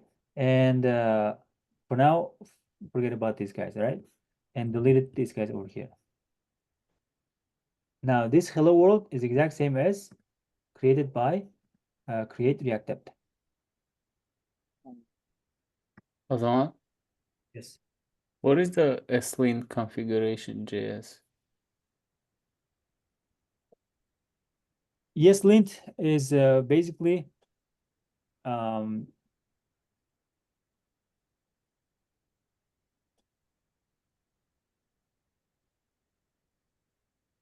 it's related to the JavaScript. Okay, it's basically checks if your code is error-free or compatible with the JavaScript syntax. And it also says that source type needs to be module instead of common JS. ECMA features is JSX, is true. Okay, ECMA version used latest version, which is 2020.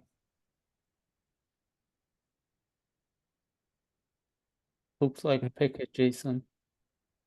It looks like it, yeah, but it relates to the ESLint. Okay.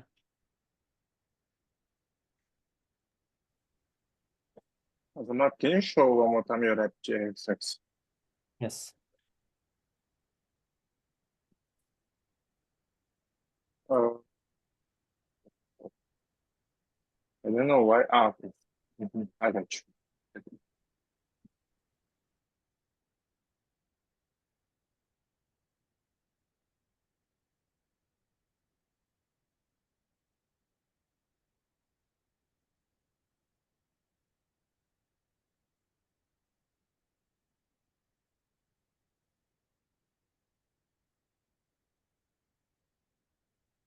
Cool. So I prefer using Vite, right? If you prefer using Create React App, you can definitely use Create React App. But from now on, in most of our projects, I prefer using React. Oh, sorry, Vite. Okay, to create our React applications.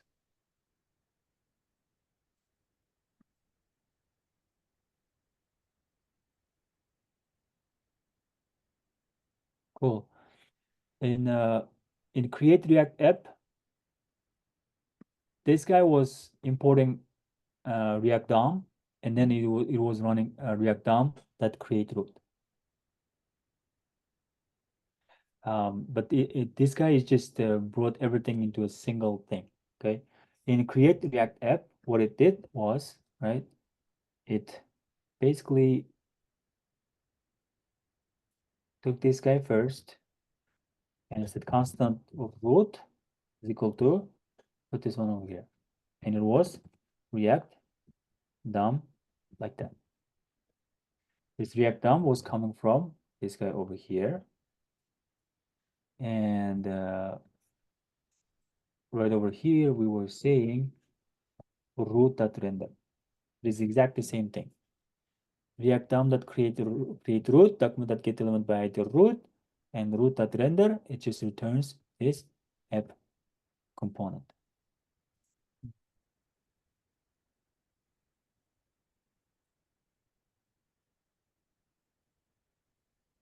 Right? It is just returning app component. Now, in React, guys, in React, a component, right? This is just a function, but it's a React component. It starts with capital letters. In React, components needs to start with capital letters because of the JSX. JSX is actually stands for JavaScript XML. Okay. By using the capital letters for our components, basically for our function names or class component, right? The React is differentiating between HTML element and React components. So when we use this is like a HTML tag, right? So instead of using capital app, if you somehow ended up using app like this, okay, when our component, right, when it renders to, let me find index.html, over here when it renders. We are getting a root HTML tag and we are running root.render, which basically it's grabbing the contents of app component and putting it inside, right? This is similar to like a root.innerHTML and the contents of app component function. Okay, just And putting it. also is it a difference between the JS and JS6? You don't have to put the HTML text in the parentheses, right? If you check the app.js, it's create a div. Can you go to the app.js, JS6? Can you see the div? It's return the div without the parentheses. Is it because of JS6? Yes, that's because of the JSX. Yep, Okay. that's because of the JSX. Right.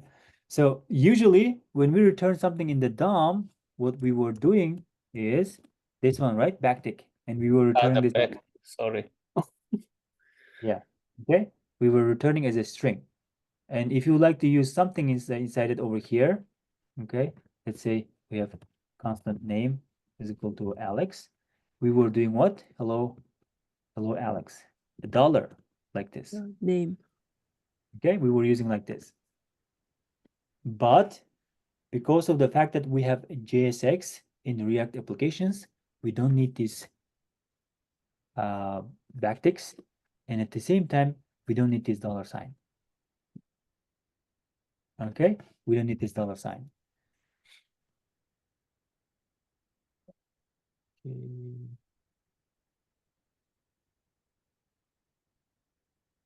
Is it because I need to save this guy right here? Oh, it's I'm like this. And we forget about the create reactive, right? We're focusing on Vit, right? As you guys can see, hello, Alex world. It's printing out, hello, Alex world. So React components are custom components. Over here, I put app, but do I have in HTML among HTML tag? Do I have app HTML tag? No, right? We don't have it. If you put app like this, when you render into index.html, it will just basically put as app like that, right? But since the fact that we don't have app tag in anywhere in HTML instructions or documentations, it will fail to display it. Okay, so because of that reason, we have to have our components to start with capital letters.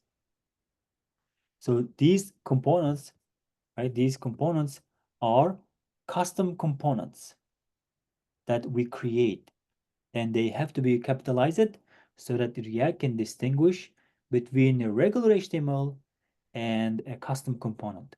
Okay, so sometimes we put this one right here, and sometimes we call some other component, something like a my component inside regular div. Okay, inside the regular div, we call other custom components like that. Since we don't have it doesn't have it, but it in the later code in the later projects, we'll try to create some components like this. So now React will tell that this one is a component, right? This one is a component. But if you type like this, React, as you guys can see, it's blued out, right? It's blued out. It will see it as if it is an HTML tag, and it will try to display it, right? Since we don't have it, it's not displaying it over here.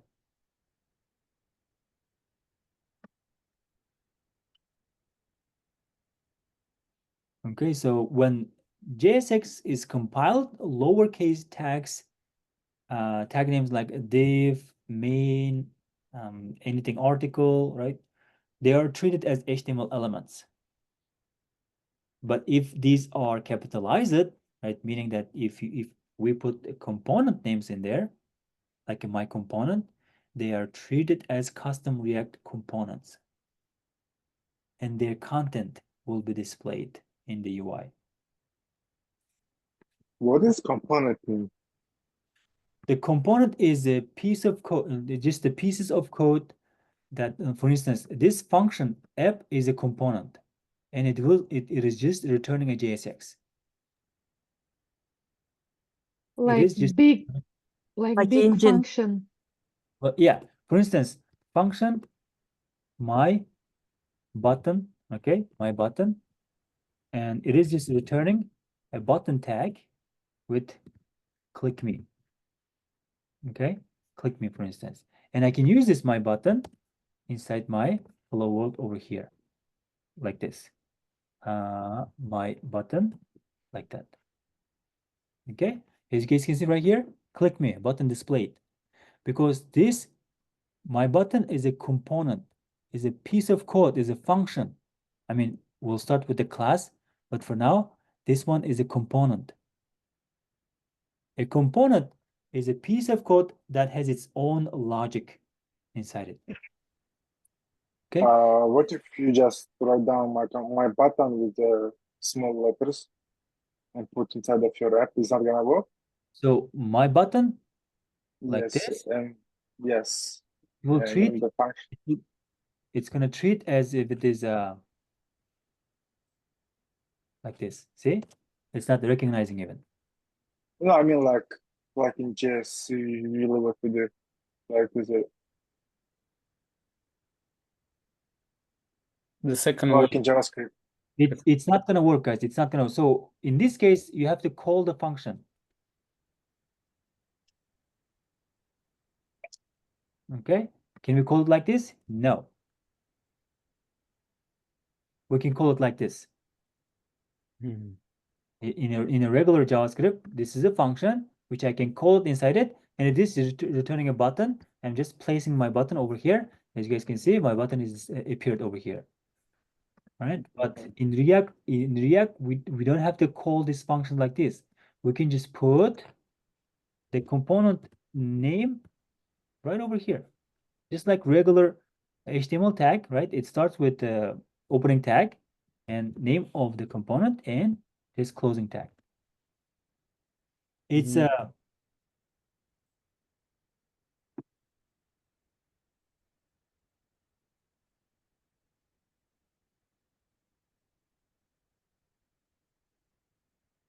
so our components, guys, our components can be self-closing tag.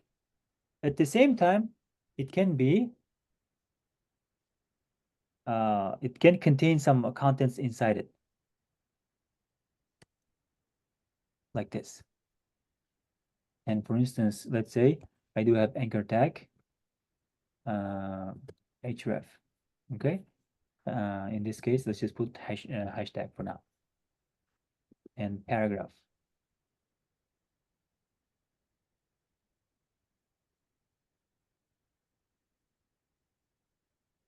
Okay, but the thing about is that it's not displaying it's not displaying the contents over here. As you guys can see right here, it's not displaying the contents.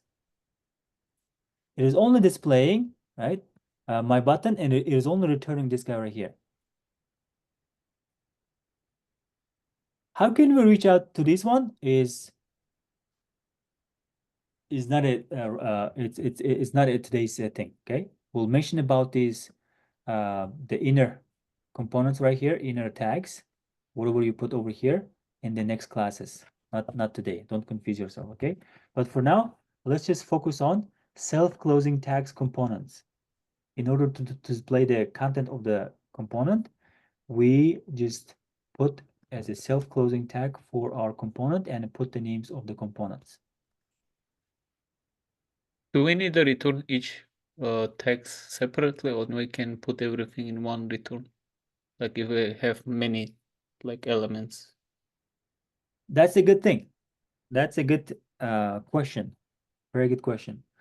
Let's focus on creating class components. Right now, we are too deep into functional components. I don't want to go further, okay? So let's deal with the class components. I'll just eliminate this whole thing, guys. Okay? We will be rendering our class component instead of a functional components. What I need is this guy right here. I will be needing this one. I'll just create it myself. That's fine. So remove this function and the class component, okay? Export, we have to export our app.js, basically app class or app function, so that we can use it right over here. Okay, we have to somehow export. So since it's gonna be class, right? Can do export default class app extends. It's gonna be component.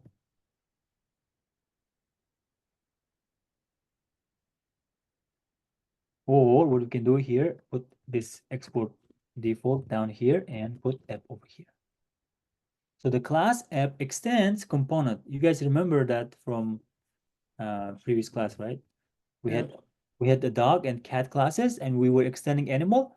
Now here we have class app. We are extending the component. This component is coming from React itself, right? We can also type like this: React, import React from React, and we can type React dot component. We can type like this, or just like it did previously. It did what? Just component inside the curly braces. What does that mean? Like it's already inside the React. Like, yeah, we're destructuring it, right? yeah. We're destructuring React, and we are using component from inside the React, and that's extending the component. Now this component, if it was regular function, we were just doing what? Returning it, right? Returning some sort of div. But this is not a this is not what? This is not a function. Somehow we have to return something from a class component, and that is done by render method.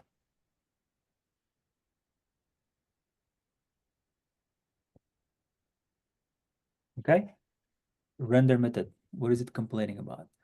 The render method should have a return statement. Yep, as you guys can see, your render method should have a return statement. We should have a return statement just like in JavaScript, so in functions. Okay, this render is a method, is a function that belongs to the class app. Okay, that belongs to the class app. So now we need to return a div that has hello world.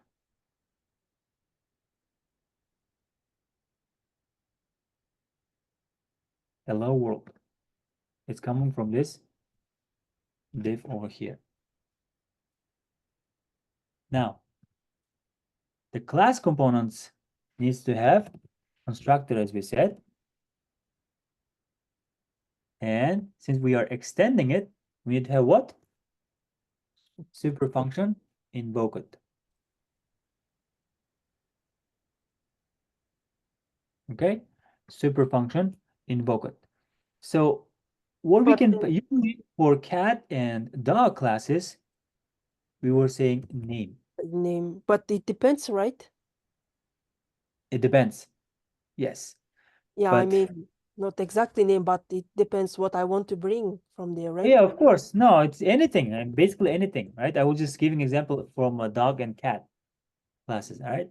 This constructor can pass anything, right? So basically, what we call in the React applications is the props. All right, we receive props. So, and we put props over here. Now we would expect that, right? We would expect that we create our new components, for instance, constant component 1 is equal to new app and pass these props, right? For instance, if I pass Alex, let's just name it as name for now. Okay, we pass it like this. No, we don't do that. We do not create our components like this. Okay, we'll just use our components directly. We will use our components directly as the name as it implies right here. Now, okay then. Okay, we did that. But what about this name or whatever we name it over here? Usually we name it as props. In React, we name it as prop, which is called properties. Okay, props. And we pass it down to super, which will call the constructor of component, and it will provide some additional functionalities or features for us to be used inside our class app component. So we pass down to props. Now, how about I'm calling this component, but what's the props over here? If it was like something like this, new C, new component is equal to new app, okay, and pass something like this. Now, this is my props. Do you guys agree? This is my props. Let me bring this guy over here. Okay, if I created my component like this, then this over here, whatever I'm passing over here, is the props. Do you guys agree?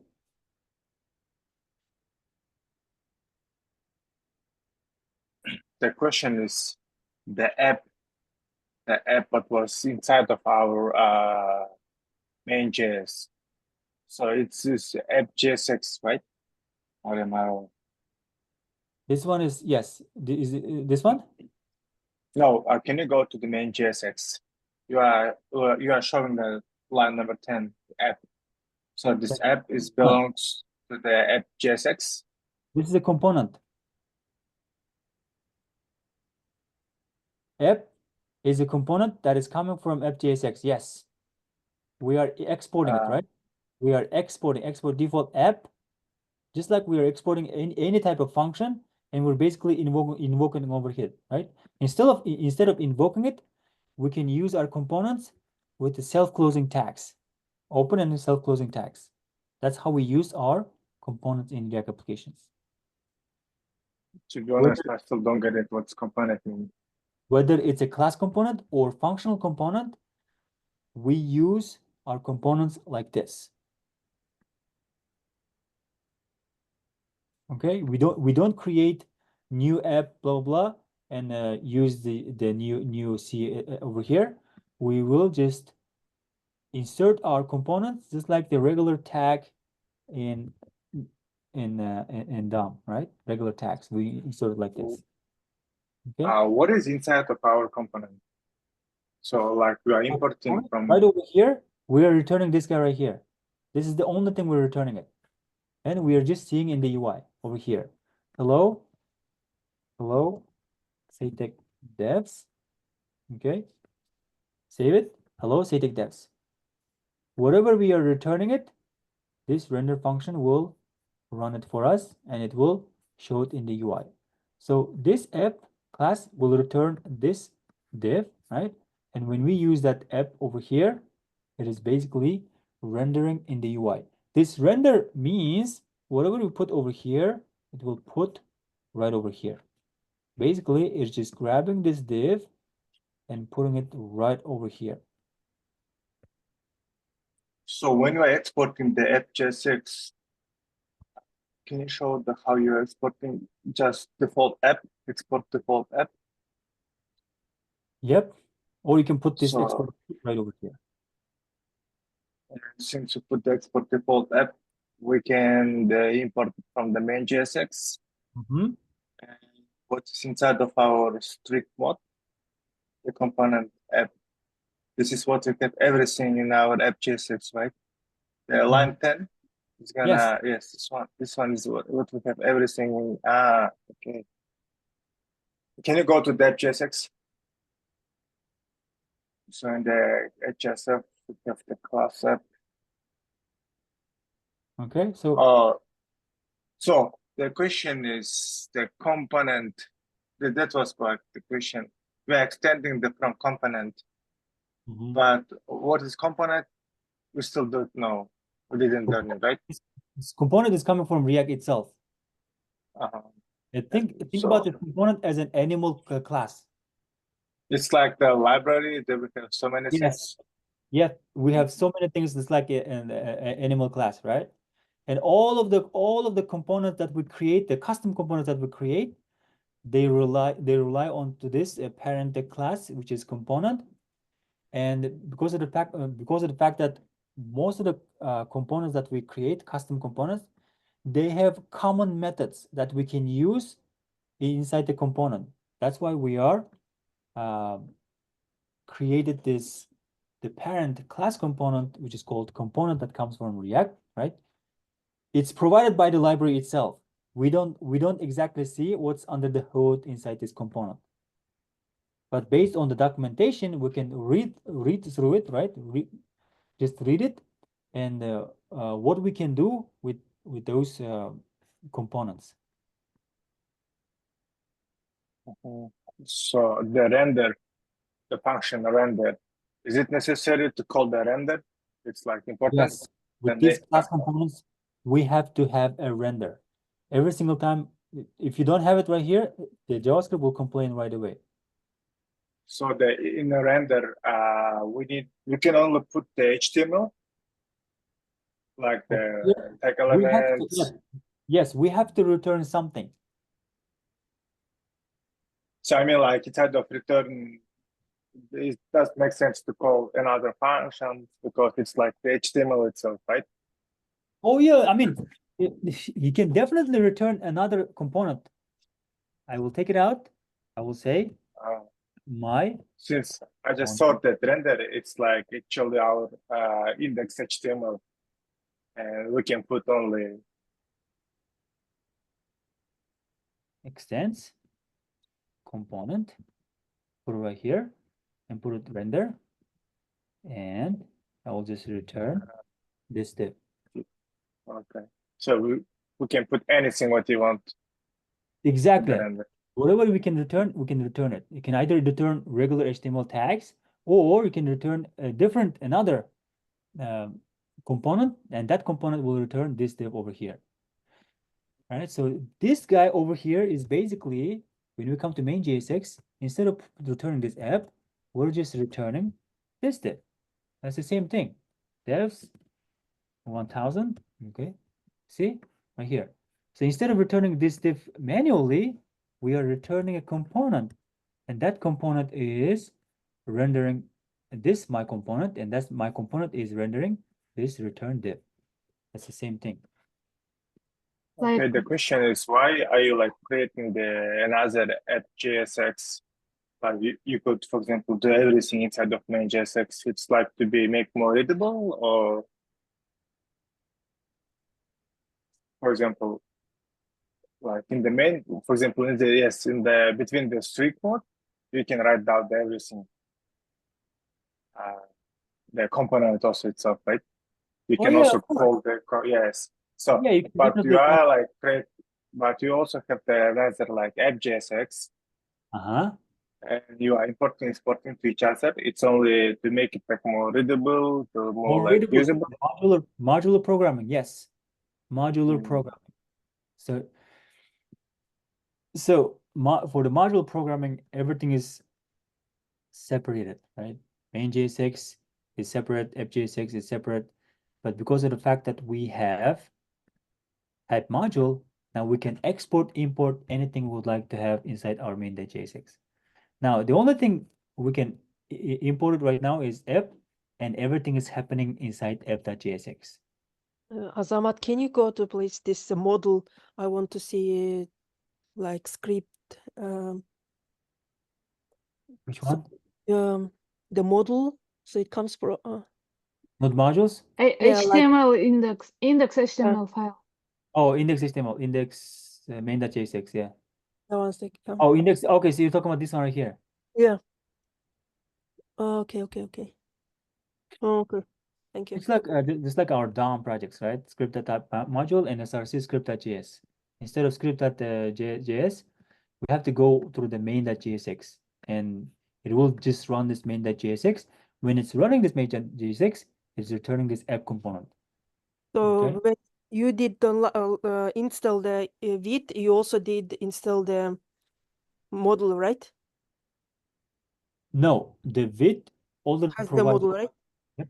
So npm create Vite, it just created for me and brought all the boilerplate for me. All of these was provided by this Vite tool, build tool.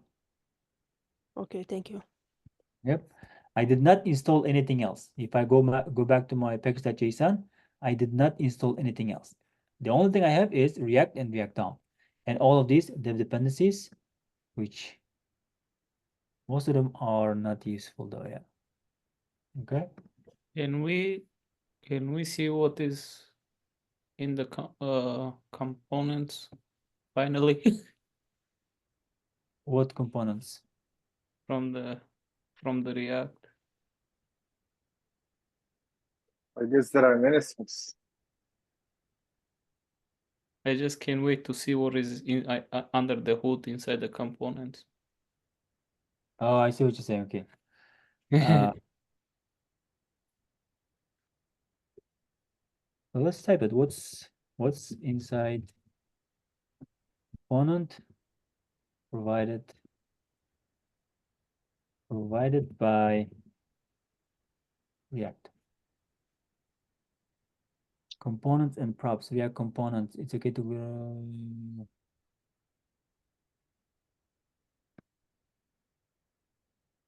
component is the base class for the React components defined as JavaScript classes. Class components are still supported by React, but we don't recommend using them in new code. Yeah, it is kind of like a reusable thing, right? Oh, It's not exactly showing what's inside the component itself, but it is just saying that the class counter extends just creating new components. so we're using it just to make it like parent? Yeah.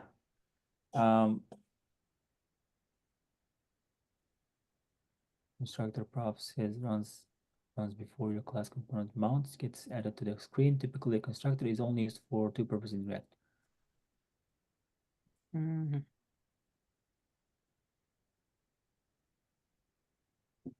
So you are right now showing us a class. David wants to see what's inside over here, this component. Yeah, Okay, why so we he extending wants it? to What's see, inside the yeah, he parent? wants to see what's inside the animal class that we did. We How have it was name. how it was created, right? That's what he wants. He's trying to see. Oh my goodness, not this one. What I want is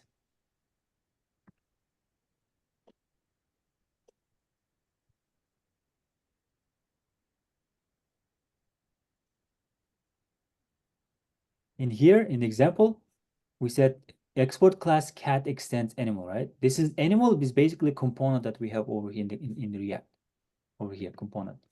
And so David wants to see what's inside this animal component, animal class constructor. But that's under the hood. It's provided by the React library itself, so it's really hard to see what's inside this component. But again, this component, since we are extending it, there's a lot of other methods that we can use in order to better utilize. Okay, so don't worry about this component a lot, right? This is for the class components are for like be aware of these class components, okay? Because it already says that class components are still supported by React, but we don't recommend using them in new code, okay? Mm. It's provided by the legacy URL, but in React.dev everything is functional components, and it is definitely much faster than the class components. So When you say the class component, you mean it's like we are using the class constructor, you mean? Yes, exactly. So function Okay. component is function app, right? And that's it. It will just return this guy right here.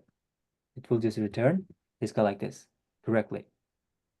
Okay, if I Alright. comment out, that's it. It's gonna be, oh, I comment this one out too. So Azamat, we I are going like to the learn function. class. Yeah, function was really fast and much better compared to class component. Yes. Yes, Class that's why I was like, functional was today. I like I did some to-do list, and it was so quick with the functional one. I was so surprised that the code we used to write like 100 line is gone for just it was very quick. That's But correct. Yep. no, but they are saying that we have to learn first class the Class class one, component. component first to go to the functional one, or what we are gonna do now. We are gonna go right to functional one, or we are gonna first learn the class based. Again, we probably like the first 2 weeks, we would like to stick with the class components. It Yes. is legacy code, I know, but if you join one company and if they are still using class components, you will end up learning class components again. See, there are some companies, I'm pretty sure that they're still using class components, and they prefer not to change them to the functional components. Okay, they might think that it will break their code. Now their code is not easy as it looks like this. Now when you join the company, you are dealing with like 1,000 lines of code, and if it's dealing with a lot of logic, it makes sense not to change the class components into a functional component. If it's working, When was the don't functional touch it. component launched? Is Okay. like this new one? React hooks, yes. React I mean, like, hooks which is year was changed from a class to the function? How old is he? I think it came out during like React 18, I believe. Okay, so when React hooks, oh, 16 hooks were added in React in version 16.8.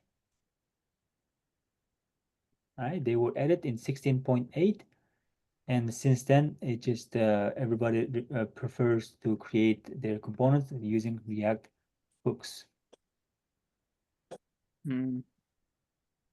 Before React hooks came out, right? Before React hooks came out, let me put this guy right over here, guys. Before React hooks came out, there were functional components, and these functional components were only returning this the HTML tags, only returning this JSX.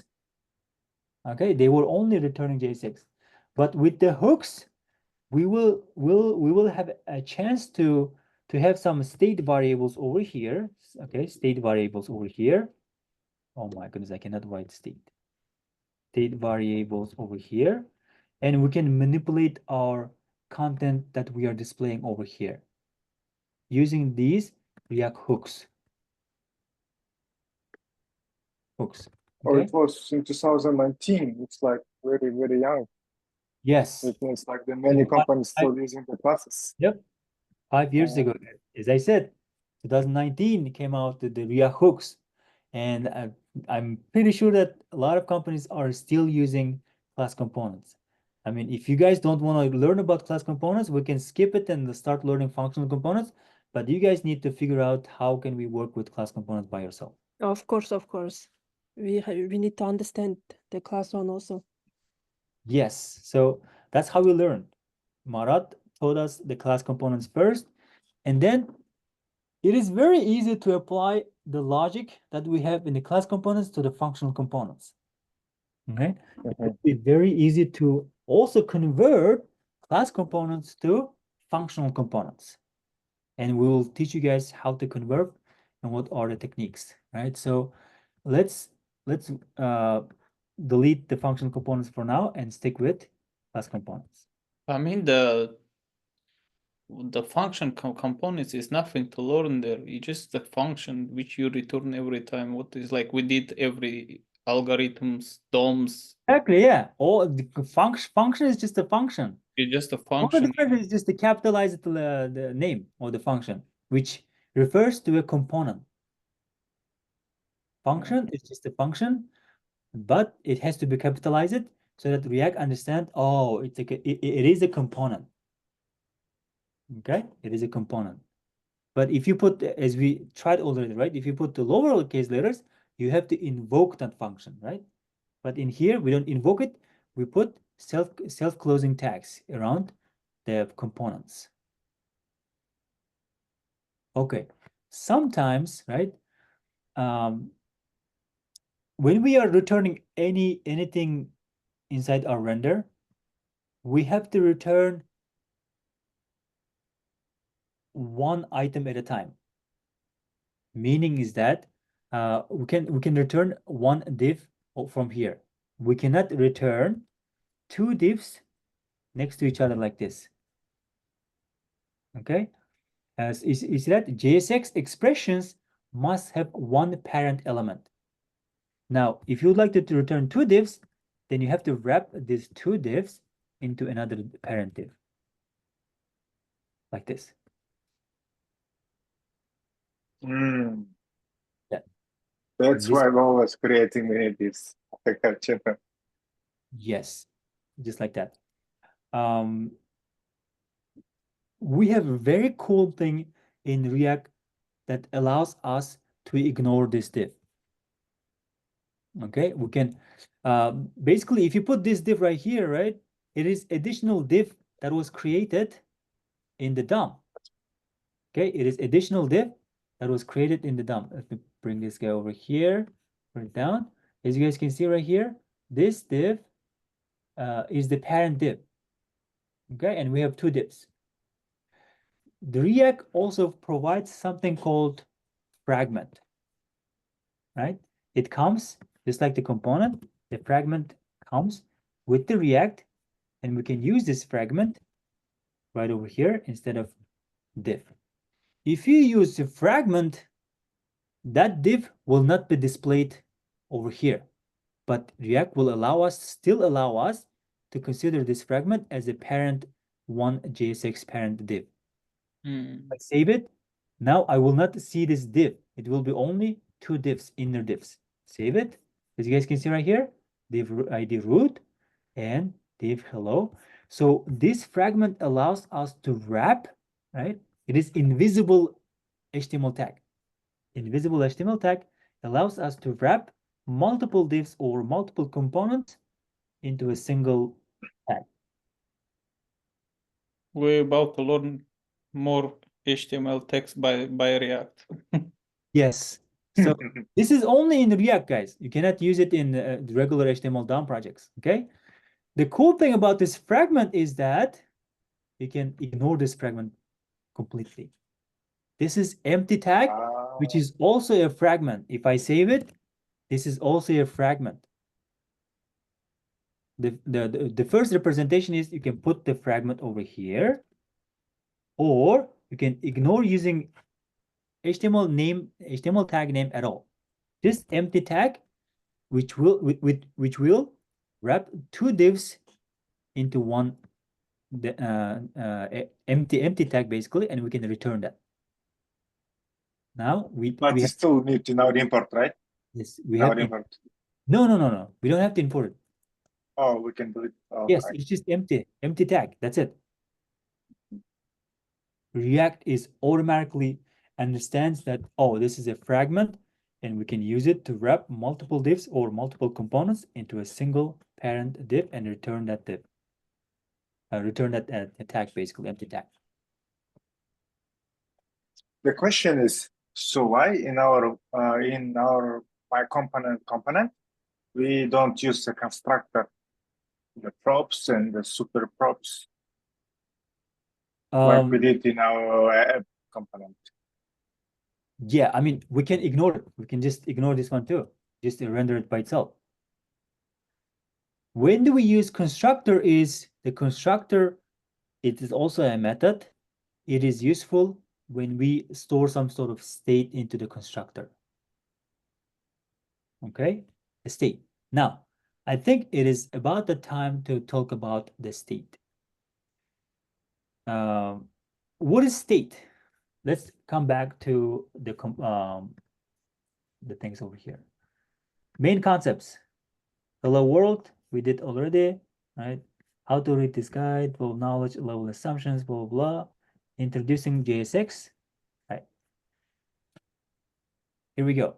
Constant element. We saw that JSX, usually we put the backticks to display elements in DOM, right? This funny syntax tag, this funny tag syntax is neither a string nor HTML. It's called JSX, and it is a syntax extension to JavaScript.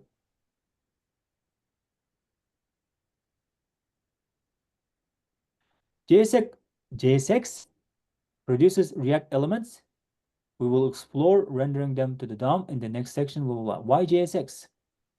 React embraces the fact that rendering logic is inherently coupled with other UI logic, how events are handled, how the state changes over time, and how the data is prepared for display.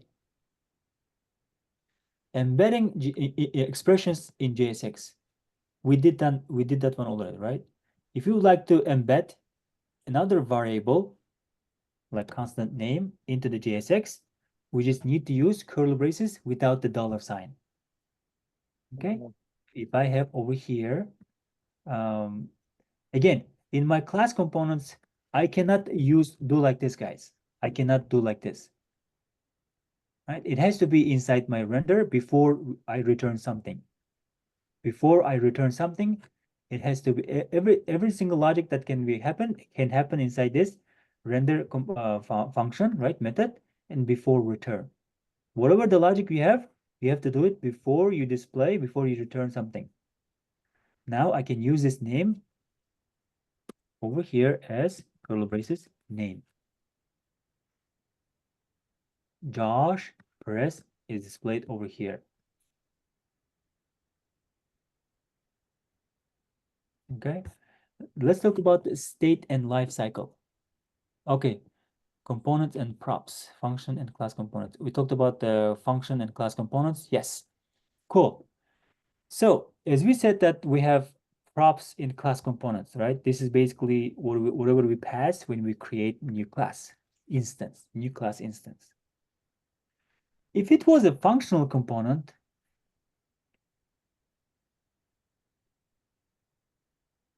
let me do my component 1, my component 2. And for my second component, I would like to create it as function. Of course, I don't have to extend it. And I don't have to do what? I don't have to have, oops. I don't have to have render method. My component 2. And if I would like to put both of my components over here, I can use what? Fragment. My component 1 and my component 2. Okay, my component 1 and my component 2.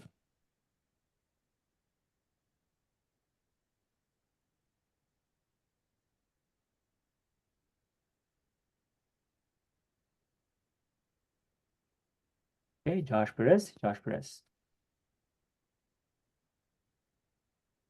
Kevin Perez. That's from the second component. Now, the props is for our functional components, the props we can receive as like this. The props are the properties or the parameters that we pass into our components. Okay, but in order to receive props in the class components, we have to use constructor for that. We have to use constructor for that. Okay, as soon as we use constructor props and super props, now console.log this.props is available for us. Okay, in functional components, props is available as soon as we get the parameters, right? Console.log props like this. Okay, like this props. But in class components, we have to use this.props. This refers to what is this refers to? This refers to parent object, right? That the instance that was created. Basically, it is refers to this app. Okay, and we're grabbing this.props that we are receiving when we are passing some properties. Okay, so the props is very confusing logic. Okay, for the functions, it's very easy. For functions, it's very easy. It's just the props. But for the class, it is very confusing. Actually, both of them are confusing, but it depends on how we can pass props when we are using our components in a self-closing tags. Okay, in a self-closing tags. Back to the question. We don't have constructor in our my component. Yep, we don't have to have constructor, but we have constructor in the app. Again, we don't have to have a constructor in any class components unless we need to pass some props down to our parent class component, class constructor, right? Using the super, and unless we are using some sort of state variables. All right. You guys remember the dog class, animal class, and this dot name and this dot behavior, right? This dot state is exact the same thing. This name can be anything, but we just create as this dot state. State and props. This dot state belongs to only to this class app. Okay, the state belongs to only to this component only. But the props can come from parent, right? From parent to child, and from this child we can pass down to another child again. Right? We can pass down to another child again as a props. But state only belongs to this component only. Okay. Right? You can call like this that name, right? Like anything what you want. Anything. Instead you just want to mention that this is only belongs to this component, not others. But the props Exactly. belongs to the child as well. Okay. Yep. So yeah, so just like this right here, this that name, this that behavior, right? So in here, this that state, this one will refer to state variables. State variables. Let's say if I have to-dos array empty, or just say numbers, okay, 3, 2, 4, 5. Okay, how do I reach out to my to-dos array inside my render? What I can do here is that state dot to-dos. Let's see the state first, right? If I refresh the page, console.log, as you guys can see right here. Where's my console? Okay, console.props over here. Let me move that console first. Okay, as you guys can see, state is an object, right? This dot state is an object, and inside my this dot state, I have to-dos, and to-dos is an array, and blah blah blah. We can also have anything that we would like to have. Name, initial value, Alex. Okay. Just like that. Yeah. Okay, so to-dos, name Alex. Okay, so instead of defining a name over here, we can define this name inside the constructor for our my component one, right? My component one has a constructor now, and now we have name Alex. So now when it comes to Alex, okay, Paris. So now when it comes to the render, okay, for a name over here, we can just type this dot state dot name. Save it. Now we see Alex Perez. We're grabbing the name from the state. Now this state can change based on different variables, right? For instance, right here, this that name, this that behavior 0, right? And we can have other methods, for instance, right here, increment behavior, to change the state variable, right? This that behavior plus plus. We can have different methods to change state variables, and that's going to be for our next class. Yeah, can you show us the example of using the props? So now we use the state plus props. Yes. So the props, okay. Or it's I for next class. yeah, I really want to show you guys the props for the next class. Okay. Right? It's a little bit confusing. There was a lot of questions related to the props in the previous cohort. I don't want to confuse you guys by the end of the class. Okay, if you confuse yourself on this one, then it will just lose the end of the string. Okay, but while you guys are catching the end of the string right now, you stick with the knowledge that you guys learned related to the React applications. Okay. Yeah, any questions right now at the moment? Yeah, the I already next forgot class. what does it mean. Sorry, Maksat. Just There you quick go. question about the export default. What does it mean default? I already forget. Can you please like real quick explain? Oh, if Def export default is over here, yeah.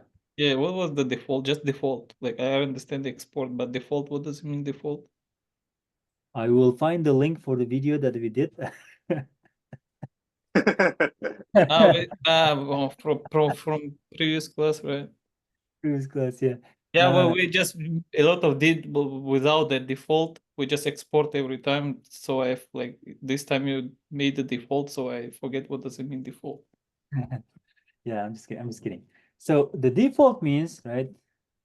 We add not data.js. So let's talk about regular export. Okay, export constant name1 is equal to Alex. Oh my goodness, Alex. And export constant name2. Now, with the regular export, without the default, you can export to multiple items from a single file. Okay, you can export multiple items from a single file, but you can only export one default export from a single file. Export default, right? Export default in this case, let's put an object, for instance, right? And the constant object is equal to this object contains an age, in this case 200. Okay, from a single file you can only export default only one item, but you can export multiple items individually with just export itself. But if you export default, it's going to be object. Again, importing it, right? Importing it, you can import this object without the curly braces. If I would like to use import object from data.js, I'm importing like this, right? But additionally, I can import name1, name2, name3, okay, like this, inside the curly braces. Make sense? Yeah. Cool.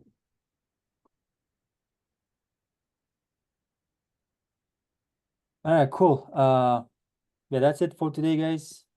Try to review what we learned today. All right. And if you guys will have time to read some documentation, I refer to you guys this legacyreact.js.org. Just go through this from installation, we did it, getting started, blah, blah, blah, and main concepts. Okay, hello world, introducing JSX, rendering elements and components and props until this part right here. And we'll talk about props in the next class. Oh, I was not sharing it. Oh my goodness. Yeah, basically I was referring to this legacy.react.js documentation. Okay. So main concepts, hello world, introducing JSX, rendering elements.